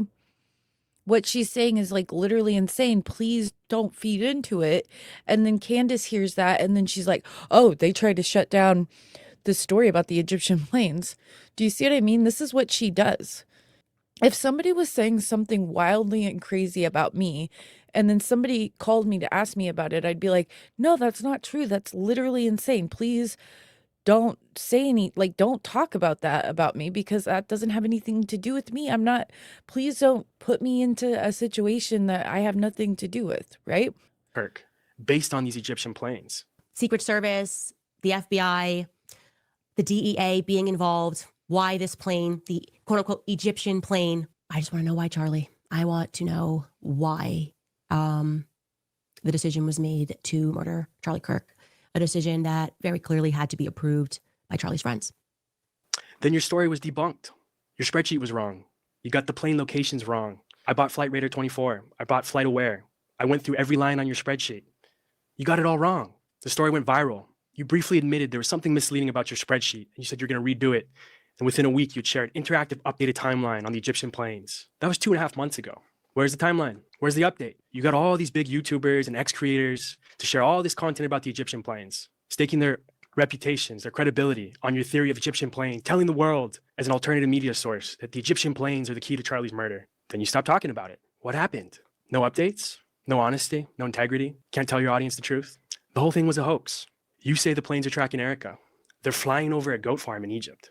They're in Cairo. They're on a different continent. You provide no evidence for Erica's location. The whole spreadsheet is a hoax. You never mention it again. You just jump onto the next hoax, monetizing Charlie's murder, the next hoax.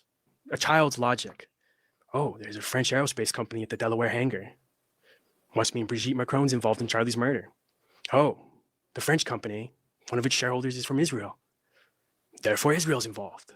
No link from the plane to Charlie's murder. Just absolute slop.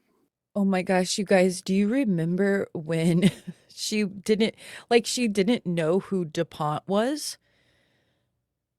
So DuPont, I'm sure everybody knows, DuPont is an extremely old family that has been in the United States since its like inception, basically. They were here, but they're French. French people actually came over here too, along with Germans and blah, blah, blah, blah, blah. Well, there was this French family, the DuPonts, that came here and became wildly successful. Or maybe they were before they came. I don't know. I just know who the DuPont family is and that they are an extremely old family. Like we have a bunch of those, like, robber barons and stuff like that. But these are even before that. So then she like finds out about the DuPonts and that they're in Maryland or wherever they were, and like Delaware. That's where their thing was. And so she's like, oh my gosh, there's this company called DuPont. And did you guys know that they're French? Yeah. And they've been here since like before the country, I think, or shortly afterwards. They have been here for a really, really long time. Like, and so I just remember seeing that and being like, she doesn't even know who DuPont is and has never heard of that company. Like, that's crazy. Total disgrace. And all these people trusted you. All these people shared this uncritically. None of them bothered to check your actual spreadsheet to verify your claims. They just shared it for months, embarrassing themselves. They don't care either. It's all about the views. It's all about monetizing Charlie's death, hopping from one hoax to the next, keeping the story going. They don't even have the intellectual curiosity to ask you for a rebuttal to the debunking. They don't care. Just on to the next views, next conspiracy, next nonsense. How else can we monetize this tragedy? All these people just pumping out content about the Egyptian planes, pumping out content, sharing your hoax, destroying their own credibility along with you. You used to tweet about the Egyptian planes every week from October, November, December. You haven't tweeted about the planes since they've been debunked. You just stopped talking about it. You made it all up. It was a complete hoax. Not even willing to correct the record. You're not willing to tell your audience the truth. You got it all wrong. If you had journalistic integrity, if you were honest at all, you would tell your audience that the Egyptian plane theory was completely wrong. It was all made up. It was a hoax. Instead, you're going to leave them down the next hoax and the next hoax and the next hoax, right? Charlie was an X-Man. He's a time traveler. It's all nonsense. You monetized Charlie Kirk's murder, a tragedy, and you said, how can I make this about Brigitte Macron and myself? Because I know that many of you guys were wondering whether or not Charlie's assassination was meant to distract us from the Brigitte Macron investigation. And rightfully so. That is a fair question. Where was Brigitte Macron on the dates that Egyptian plane was from 9/4?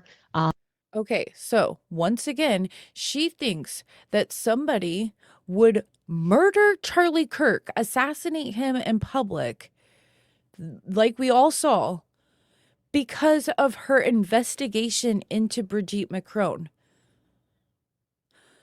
Like, listen to this again.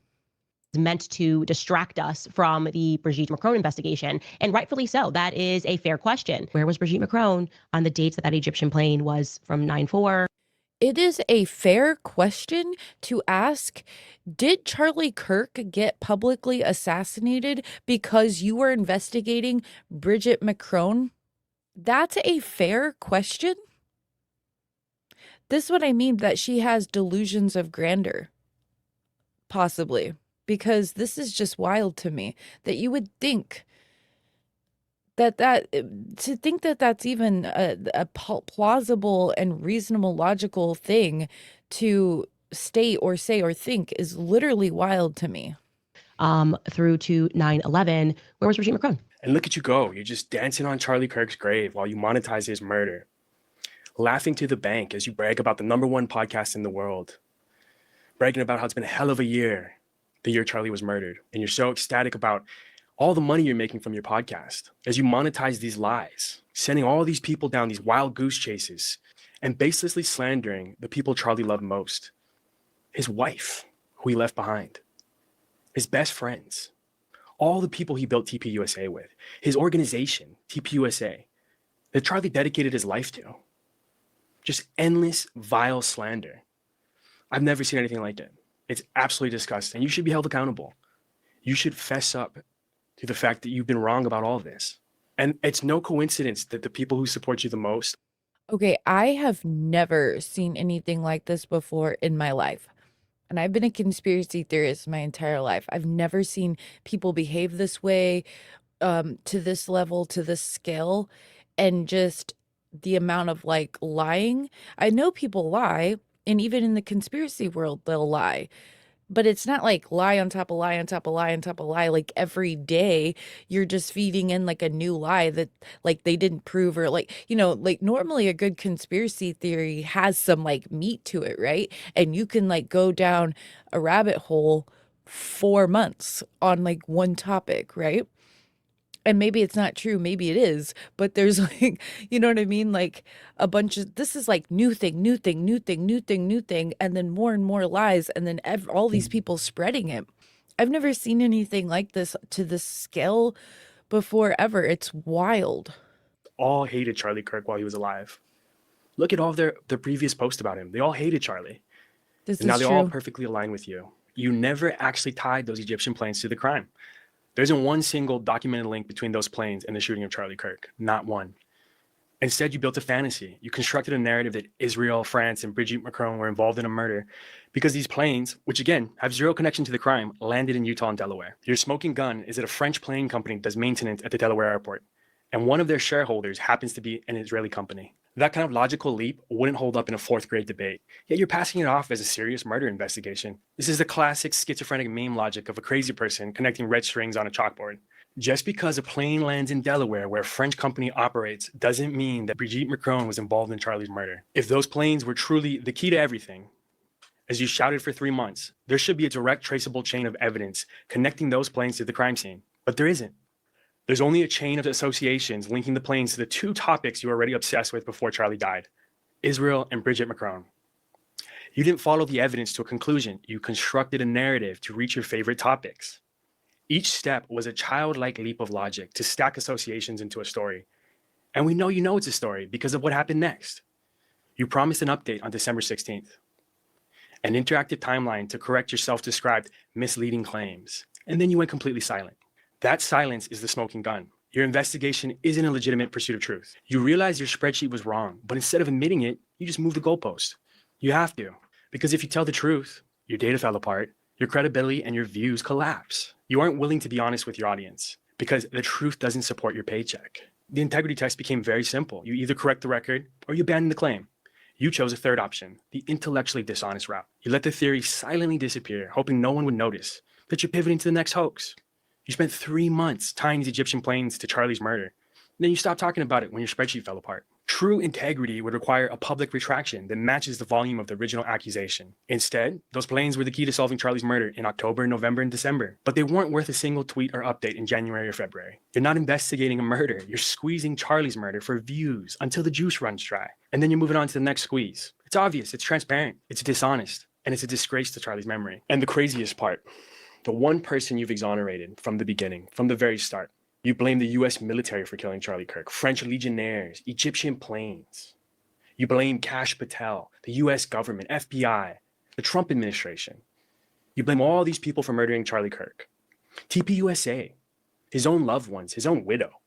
The one person you're certain was not involved, totally exonerated, Tyler Robinson, the guy who confessed multiple times to the crime. The guy whose gun was found right next to the crime scene. The guy who was caught by a police officer trying to retrieve his gun. With his DNA all over the trigger. With his DNA on the spent casings.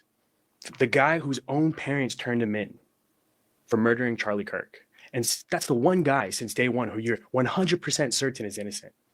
Meanwhile, Egyptian planes, French legionnaires, Brigitte Macron, the US military, Kash Patel, tpusa, all these people were involved in the murder of Charlie Kirk, but you're 100% certain Tyler Robinson is innocent? It's crazy.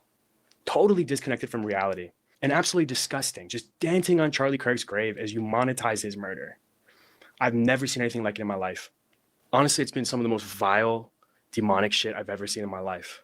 There's something profoundly evil about claiming you want justice for Charlie while you systematically slander the people and the organization he spent his entire life building and loving. You claim to be defending his legacy, but you've treated his best friends and his own widow as co-conspirators. And you've done it without presenting a single shred of direct evidence. What you've actually done is a total inversion of the facts. You treated a DNA-linked confession from Tyler Robinson as a distraction, while treating Egyptian planes that have zero connection to the murder as a smoking gun. Think about how insane that sounds. You're looking away from the confession and a murder weapon and looking towards the First Lady of France. Why? Why would any investigative journalist work this hard to ignore the person who actually pulled the trigger to focus on Brigitte Macron? A confession corroborated by physical evidence is what leads to a conviction in most courtrooms. But for you, it was an inconvenience in the way of your ad-reading soap opera. So instead of following the DNA, you construct a story that leads to Brigitte Macron. It's a complete reversal of reality. You exonerate the actual suspect who confessed multiple times to the crime. And in his place, you accused Egyptian planes, Charlie's organization, and his grieving widow. You aren't seeking justice. You're performing a character assassination on the victims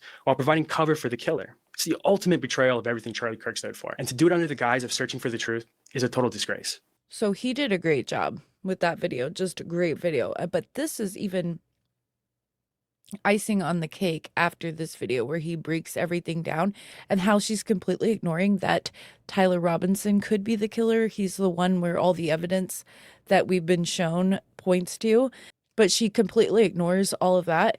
And so check this out. Okay, so she went on CNN, and this is Brad versus Everyone, I guess is this guy's name, and CNN just ended her career. She went on the CNN show and she didn't know anything about the case against Tyler Robinson. She hasn't looked at any of it, which is crazy. She's been looking at everything else, you know, French legions, the U.S. military, Fort Huachuca, Erica, Andrew Covet, that one guy, what's his name, Cabot, Philip or something. You know, all this ridiculous nonsense. And she hasn't even looked into the actual case that they have, and what we know so far anyway, against Tyler Robinson. It is so crazy. We've got to talk about Candace Owens, because she just did a CNN interview, or at least it was just released, that is absolutely devastating to her credibility, despite becoming recently, according to her, the #1 podcast in the world, and making very serious accusations and allegations and conspiracy theories about Charlie Kirk's death and murder. She apparently doesn't know very much about it and is just openly lying, both on social media and in her coverage, making inaccuracies. And the CNN did this interview with her, with the journalist Elle Reeves, and I'm just going to show it to you, or at least a clip from it, because it's just devastating for Candace. It just makes it clear she doesn't know what she's talking about. So this interview was conducted on September 26th, according to Candace, several weeks after Charlie Kirk was killed, and after she had done a bunch of episodes deep diving into her conspiracy theories about Charlie Kirk's killing, including suggesting that the texts between the alleged killer and his alleged lover were fake. Yet in this conversation, Candace doesn't even know or understand the basic facts about the case she's discussing. Let's listen. When you say you believe that Charlie Kirk was betrayed by someone close to him, what do you mean? I think that in the coming weeks, there's going to be a lot of financial reports that are coming out. And I, first and foremost, do not believe that Tyler Robinson killed Charlie Kirk. I want to be very clear on that. Whether he was involved, I think the answer is yes. I think that's obvious. And your basis for saying he didn't act alone is what? I don't know, maybe the weird Fed messages that were concocted out of thin air that had no timestamp and were written like they were speaking in 1822, among other things. So just to pause on this, she's saying the text messages were fake between Robinson and his alleged lover, and that would require that the Utah state authorities, the governors, the prosecutors, everyone, and as well as the local police and the FBI, headed up by friends of Charlie Kirk, so Kash Patel over there, and Dan. And also, his attorneys would have to be on it too, who are very well known and high up attorneys. Like, these are people who have illustrious careers that are respected in their field and are looked at as being highly ethical, very good lawyers who are death penalty lawyers. Because they would automatically know if any text messages or Discord messages or anything like that was faked, because there are forensic tools that will show you this. You cannot just easily fake this kind of stuff. You can't say you have evidence and then not provide that evidence in court. The people who say this kind of stuff have no idea how court systems work and stuff. You would know if the court system is railroading someone, which does happen. I mean, not like this elaborate and everything, but like this does happen. It happened recently with Richard Allen and Karen Reed, are two very recent trials and stuff that I watched. Karen Reed, thank God, they tried her 2 times. She went free because she got a not guilty the second time, but Richard Allen did not. And he was tortured for months they moved him to a maximum security prison before his trial, and put him in solitary confinement and basically tortured him and stuff. So, which is very highly unusual. That's not normally what happens. You're normally in like the county jail until until your trial's over, then you go to prison unless you get found not guilty. So anyway, and that judge was super corrupt, and so was the judge in Karen Reed. This judge is clearly not. He's like super easygoing. This is like his first case. He's getting completely railroaded by the defense attorneys. He's very mild and very generous and kind judge that listens to both sides, and he has been very giving to the defense side. So Bongino as the deputy, all conspired to fake text messages, I guess, framing this Tyler Robinson person. That's an extraordinarily unlikely sequence of events, that you would have so many people in on a conspiracy, most of whom have no clear motive for doing so or participating in it, and yet nobody would leak that or anything. But clearly Candace has done extensive research about this, knows all about it. She would never make such an outlandish suggestion to her massive audience without serious proof and having done the work and fully understood just kidding. Listen to this next part. Among other things, their lack of an ability to answer any basic questions about what took place. But do you have any proof that the messages were made up? Because that would be easily proven. Yeah, but they didn't put timestamps on them, and Discord came out and said they didn't exist. This was supposedly text messages, not Discord messages. It's my understanding from the indictment. I actually did not read that they were text messages. The indictment calls them text messages. I'm sorry. This is shocking. She thinks they were okay, so the Discord, there was a Discord message that came out and said, hey guys, sorry, there were some back and forth. Like the day of, there were people being like, oh man, that guy kind of really looks like you. And he's like, oh, it's like my doppelganger, making like a joke. Then like later that day, he texts in, or the next day, and he texts into the Discord, hey guys, sorry, it really was me. And Discord didn't say those didn't exist. The only thing they said at first was that there was no murder plot on their site, which there wasn't, that we know of, that we've been shown so far. It was just him saying that he did it. Like he confessed to his friends, like, hey, I'm sorry, I'm turning myself in.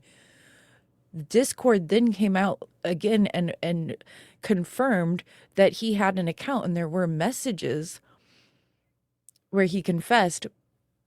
So their Discord did confirm that. There are warrants where the police officer got warrants to pull all that information because they were shown it by Lance Twiggs, and they pulled the warrant for that. But the text messages that everyone was saying was weird, and that they were like, people from like the 1800s or whatever people were saying about it, which it sounded more weird the way that it was broken up, because in a warrant, they don't put everything in. They just put the relevant parts. That's why there was like ellipses and there wasn't timestamps, because that's not the actual evidence. Like in court, in the prosecutor's file, that they then, after they've extracted the data, and then they give it to the defense. Now they also have it. They will have timestamps on it, and it will be in order without like one after the other, because what we saw wasn't one after the other. We have now, because they unsealed some of that stuff in coming up in preparation for the preliminary hearing. So we actually got to see more of the messages like in order, and they do sound a lot less weird that way. Discord messages. She had already done, at this point, whole hour-long shows deep diving into this case, suggesting it was framed, suggesting that the messages were fake. Had she even read the indictment? Because I did, and I went back and looked at it, and it's very clear. These are text messages, not Discord messages. Text messages, but she doesn't know that in this interview. How are you going to make these elaborate, extraordinary claims and not even do due diligence or basic research and reading and familiarize yourself with the facts of this case? And the fact that there are not timestamps associated with them, that is for presentation purposes in an indictment. So they are easier to follow and not confusing. But in the actual court case, all of this metadata and information will, and probably already has been, I don't know, but if not, it will be turned over to the defense team, and they will have the opportunity to independently verify and scrutinize all of the evidence against their client, including these text messages, including by bringing out in their own analysts and experts to put them under the microscope and make sure they are real. So the idea that they would be fabricated and therefore that will never come out and the FBI will just get away with that, obviously not.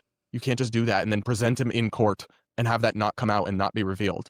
But Candace doesn't care. She doesn't know what she's talking about. She's just spewing wild conspiracies and with grave allegations of people inside tpusa betraying their dear friend with no care for the facts, with very sloppy minimum research.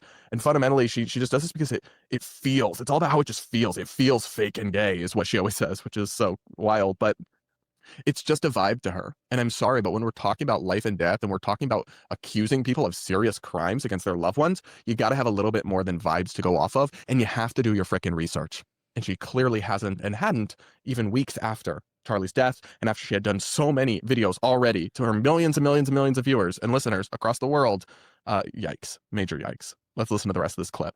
What would it be like the feds are like on a computer, like typing it out back and forth? That's exactly what it is. The feds made up the text messages. But you don't have anyone from like the FBI telling you that or law I have enforcement? leaks. Okay. Yeah, that's exactly what it is. Okay. No. Has anyone leaked to you? And Tyler Robinson What has anyone said to you, even off the record, like, yeah, we faked these? I have very strong sources everywhere on both sides. Well, I look forward to seeing the evidence of that. Sure. Because when we keep talking about evidence, it's like, who's going to present that evidence? Like the mainstream media? Like who are you expecting to come out? That would be a hot story. No, it wouldn't be. It would be. It wouldn't be. If the FBI, She's like, so who would put out this evidence?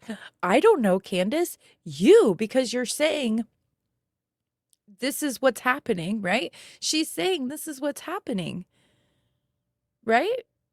So then that means you have the evidence to prove that it's happening, right? Who would put out this information? You would. If you have sources inside that are telling you this is fake and that they know who faked it and all this stuff, then you need to bring that information forward and give it to the defense team, for example. And yes, whoever this lady is, she's completely right. If a journalist got a hold of a story that the FBI faked text messages in the Tyler Robinson case, it would be a huge story, a career-making story. She like lives in no reality world, like alternative, just upside down world. I had a source telling me, like if I had proof that the FBI faked those messages, that would be an enormous story. Yeah, I kind of feel like we live in a post-Epstein world and we know how stories get shut down. I have sources. Trust me, bro. I have lots of high-level important sources on both sides. You have no sources telling you these messages are fake. And if you did, you would say so. Yes, I have sources inside the FBI telling me the messages are fake and that they concocted them and that they got the governor of Utah and the local police and the Kash Patel and all these people to participate through this. You got nothing? And you're just saying, trust me, bro? No one's going to trust you on this, especially when you're not even familiar with the basic facts of this case. And it really does come down to feelings over facts with Candace. Listen to this, just a slight little montage of some moments with her where she makes it pretty clear it's about feelings and vibes. What I do know is we're not getting the full story because I just spiritually know that more people are involved, okay? So I would discern that we are looking, just the vibe again, two different people would be my thing, two different people. I think the person in the maroon that's walking is different from the person that's walking up the stairs. It's a gut thing, okay? I don't know, but I know, okay? I don't know, but I know. We don't know, but we know. Sorry, Candace, that's not going to cut it here. You cannot make outlandish and grave and extreme allegations and theories and push them to millions of people when you haven't done your due diligence, you're incredibly sloppy, and you're just going off vibes and trust me, bro. That is wildly irresponsible use of your platform, and it is not even anything closely resembling journalism or responsible political commentary. It's Alex Jones with more polish and charisma. That's it. It's really not too dissimilar from the kind of lies he told about Sandy Hook and other things, where it's just outlandish conspiracies with no basis in reality that cause people real human suffering, right? What do you think it must be like to be one of these tpusa executives hounded with harassment because people think they betrayed and murdered their friend with no evidence behind that? And also you can monetize it and draw attention to yourself and make it about you.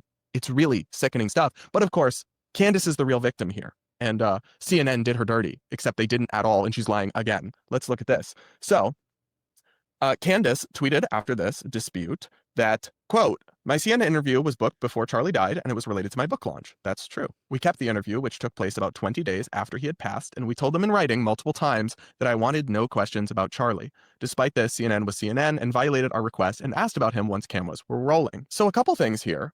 This actually isn't true, but even if it was, that's not really how interviews work. You could request that certain topics not be asked about, but they don't have to do that. And it's not a reasonable request because it's not like she was quietly mourning. She was doing. They didn't really ask her about Charlie. They asked her about Tyler Robinson. So 2-hour live stream episodes about Charlie Kirk's killing, yet you're going to sit for an interview and you can't be asked about it. You don't really get to do that. You don't really get to put multi-hour podcasts out commenting on this. exactly. Exactly, Candace. I don't know who this guy is, but I like what he's saying.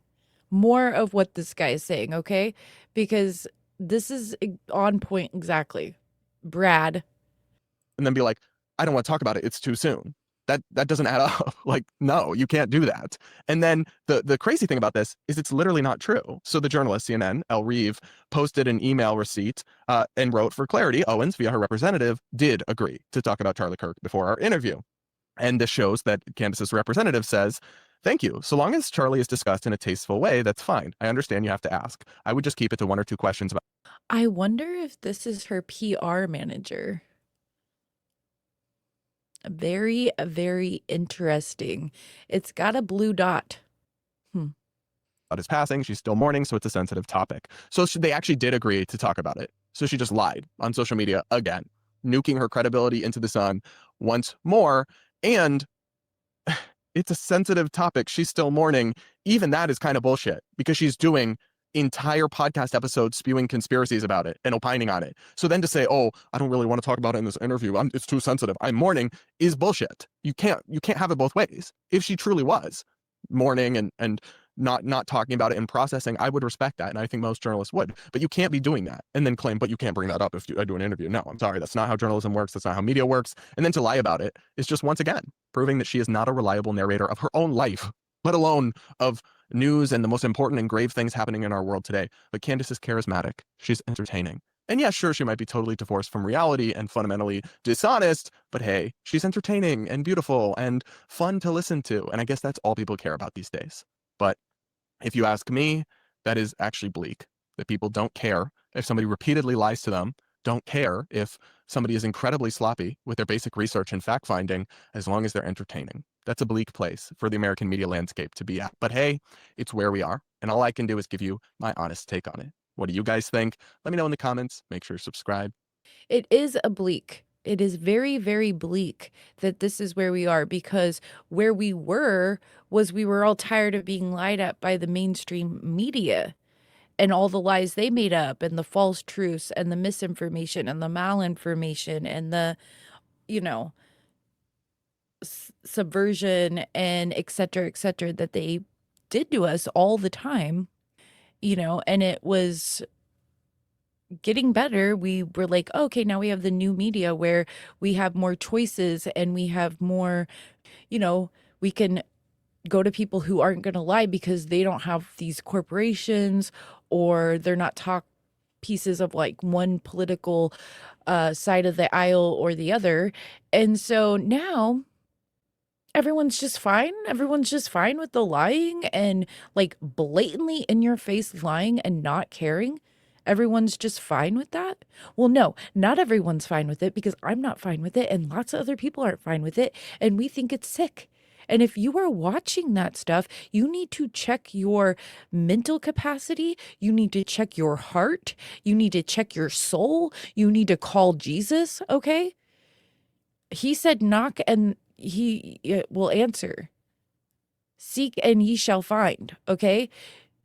Play that over in your head, okay? Knock and he will answer, seek and ye shall find, okay? You all need Jesus, and I'm not joking around. Like, this is serious. But I'm very tired and not in the best mood. And I am very upset about my microphone. And so I am going to end it there. And I hope you guys enjoyed this episode. Episode 11. Can you believe this? Episode 11. It's wild and crazy. But before we go, I want to show you guys a super thanks. Okay, so I wanted to show you guys this super thanks. It's from Always Sunny in Hershey, PA, Pennsylvania, I'm guessing. And they are, they're around all the time on my channel because my channel now has a few people that are always watching my content. Thank you very much. And they left this super chat that says, "Thank you for all the hard work you put into the Candace Owens series. Your research is incredibly thorough, well done, and clearly takes a huge amount of time. I really appreciate your unique personal touch and your sincere desire to expose evil and bring truth to light. You seem to have a genuine good heart, and your dedication does not go unnoticed." Okay, well, that was extremely nice and so uplifting and wonderful to wake up to the day that I saw that. And so I just want to thank you so much for that super chat or super thanks. Always Sunny. It's so nice reading all of your guys's messages. It makes me have a good day every time. Everyone is so nice and friendly and kind, and it's just really unbelievable to me every time I see your guys' comments. I just love them so much. Okay, now I told you guys that I would show you the letter. Okay, can you guys see this letter? I'm just gonna have to read it to you. This was on my car windshield, you guys. Seriously. This is how serious this is. It says, "This is YouTube overlords. Make more subs or we send the aliens. You will be sorry. Love, the YouTube gods."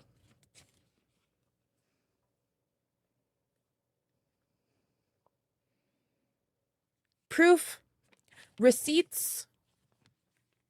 Okay. So if you do not like, comment, and subscribe, the YouTube overlords will send aliens to abduct me. And you guys don't want that, right? Who will finish this series if I get abducted by aliens? Okay, you guys. Well, I'm going to end it there. I really hope you guys enjoyed this episode. It probably wasn't my best because I'm just very tired and, but I hope you guys have a good rest of your day or evening, whatever time it is for you. And I will see you next time on The Eclectic Journalist.